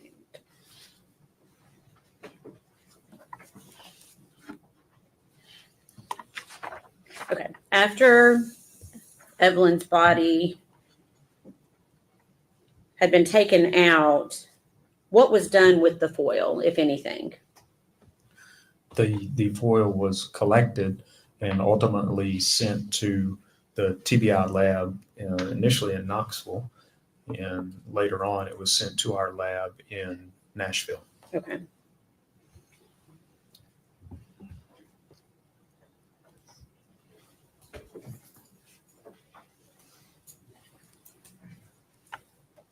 Okay. Ask if you recognize that. Yes, I do. What is it? This is a photograph taken later at the Knoxville lab of the aluminum foil that was collected. Okay. Is that a fair and accurate representation of the foil that was collected from the body of Evelyn Boswell? Yes. We'd ask that be made exhibit number 195. Any objection? And permission to publish.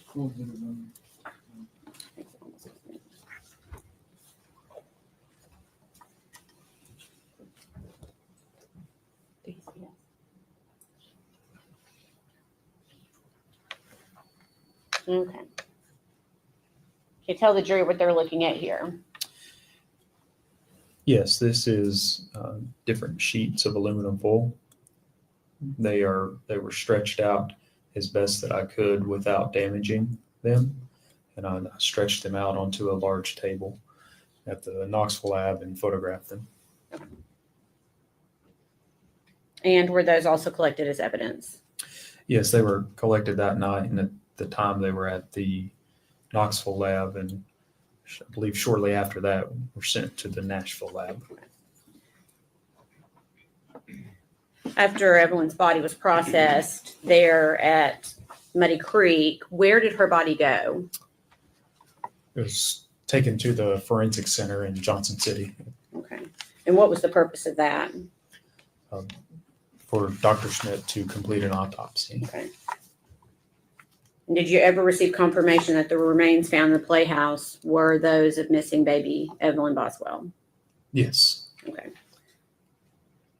Your Honor, I don't know if this is a good place to stop. Okay. Ladies and gentlemen, I think we've reached the point where we're going to stop for today.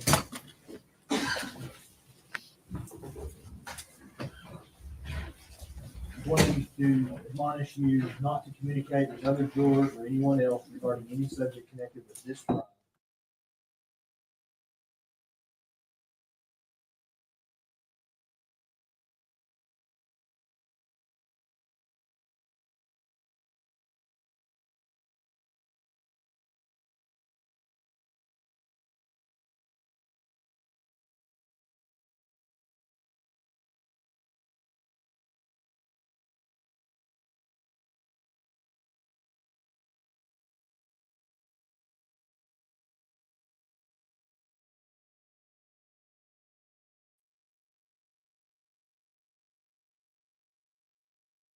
All right, guys. I guess they're going to end it for the day. All righty. Yeah. Yeah. I'm not sure. I'm not sure about tomorrow. David might be right. Maybe they won't on a Sunday. I'm not positive, but with them being sequestered, I really don't know. Yeah, I don't know either. But if they do, I will be live tomorrow morning with it for sure. All right, guys. Well, we can't thank you enough for joining us. I know it's Saturday and you could be anywhere and you chose here, so thank you. We do appreciate every one of you. Yes, very much. Thank you Yeah, all. Thank you. All right, guys. Thank you Well, I guess for that's thank it. you, Doodle, for hosting this again. We all appreciate you very much. You're welcome. No worries. Thank you, Mom, for joining, Miss Mama Bear, and thank you all for having me as well. Thank you, Doodle, for making this possible for me to be here and dual stream, and thank you for streaming it. Thank you for everybody that's being here. This is a heavy trial. Anytime it's babies, I know it's heavy. You guys hug your kids, hug your loved ones. If you're not within arm's reach of them, text them and tell them you love them. Text. If you have a family member you haven't heard from, reach out to them. Yes, that's why we're all here Just together, make guys. sure, right. Just make even if they don't respond, just tell them you love them. So You don't you need a gotta do. response for them to see that you care about them, for sure. Only takes All a right. matter of a Thank couple you, of everybody. Thanks, everyone. Have a great. Well, we'll maybe see you tomorrow morning. If not, I will definitely see you Monday. But if they air it, I will be airing it. Bye, guys. Till next Bye. Bye, time. guys. Love y'all. Does anyone understand? Does anyone lend a hand? When the silence starts to bite, will you join me in this fight? Can you see them in your dreams? Can you hear their desperate screams? A heartbeat lost in the night.